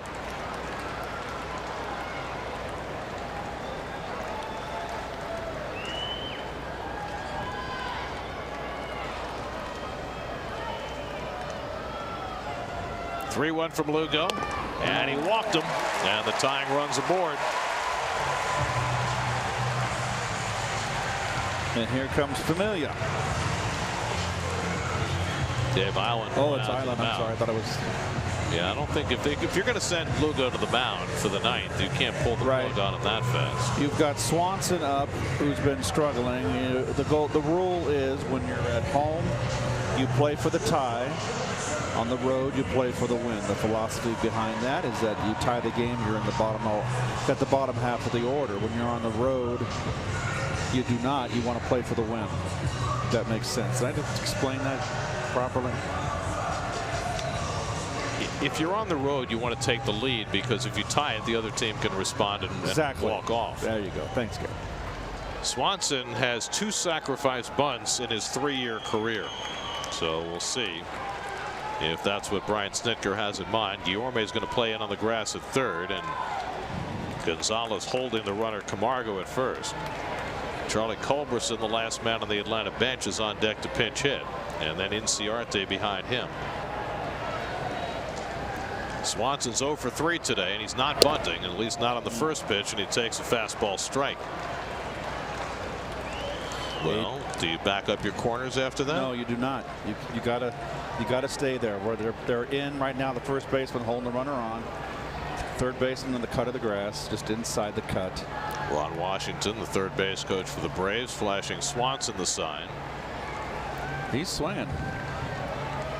And he foul tips one, and it's 0-2. Well, now you can back up. So no hint of a bunt from the Braves. With the tying run at second, Culberson on deck to pinch hit.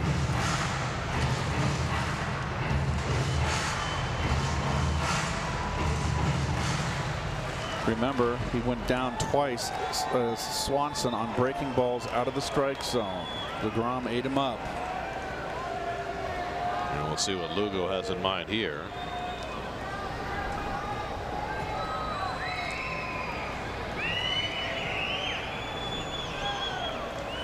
(0-2) coming, and he makes him move his feet. 1-2.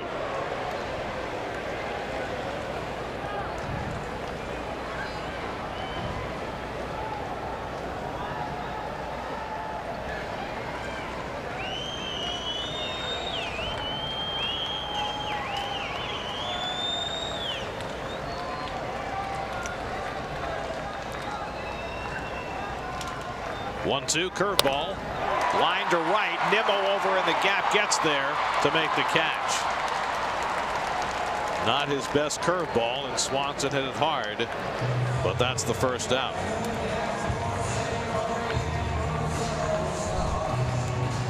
Curveball. Oh, just a pretty good cut on it there. Got a little on the end, got it away enough. So now Charlie Culberson will be the pinch hitter. Culberson 2 for 15 as a pinch hitter this year.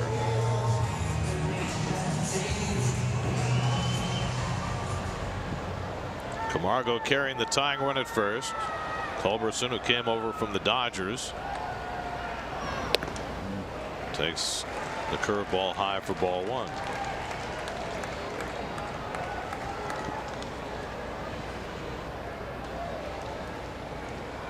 It's not coming easily for Lugo. Leadoff hitter aboard in both innings. Braves brought Albies around in the 8th. Now Camargo on with 1 out in the 9th. And Culberson drills one foul. Boy. He got out in front of that and hit it very far. Yes, he did. It's called a loud strike. Culberson does not have a home run this year in 54 at bats. Lugo's given up 2 home runs. They came earlier in the year.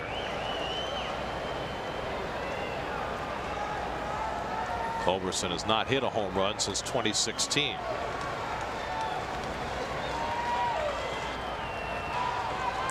Lugo's 30th pitch coming up. And Culberson goes after the curveball and misses, and it's 1-2. This one stayed inside, but it dropped. Looks like Culberson is not a very good breaking ball hitter, at least on that swing. Here we go. Fastball up. 1-2 coming. Fastball fouled off. Up the ladder. Do you crawl back down the ladder and drop a hammer? Ender Inciarte, who has won some games against the Mets single-handedly, waiting on deck. 1-1 last year with his glove. 1-1 with a walk-off drag bunt earlier this year.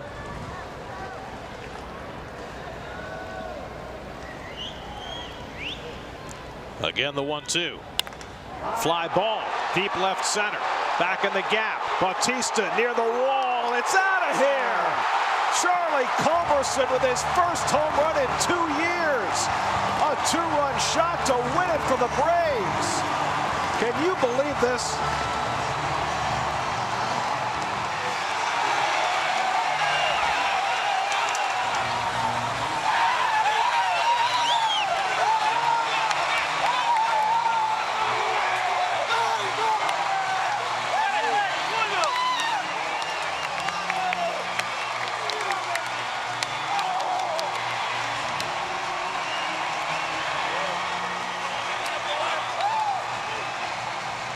This is Charlie Culberson's 6th major league season. It's his 7th career home run and his first since 2016 when he was with the Dodgers. And the Mets, with their best starting pitcher and their best relief pitcher on the mound, let another game get away as they lose their 4th straight game on a walk-off home run. There's another hanging breaking ball right there. Stayed flat up out over the plate. And that's all there is to it, folks. And right now, it doesn't matter what button Mickey Callaway pushes. It is absolutely the wrong one. He had Familia ready in the bullpen. He decided to stay with Lugo for the 9th. And Lugo, given a 3-2 lead on Mesoraco's home run, gives up the walk-off shot to Culberson.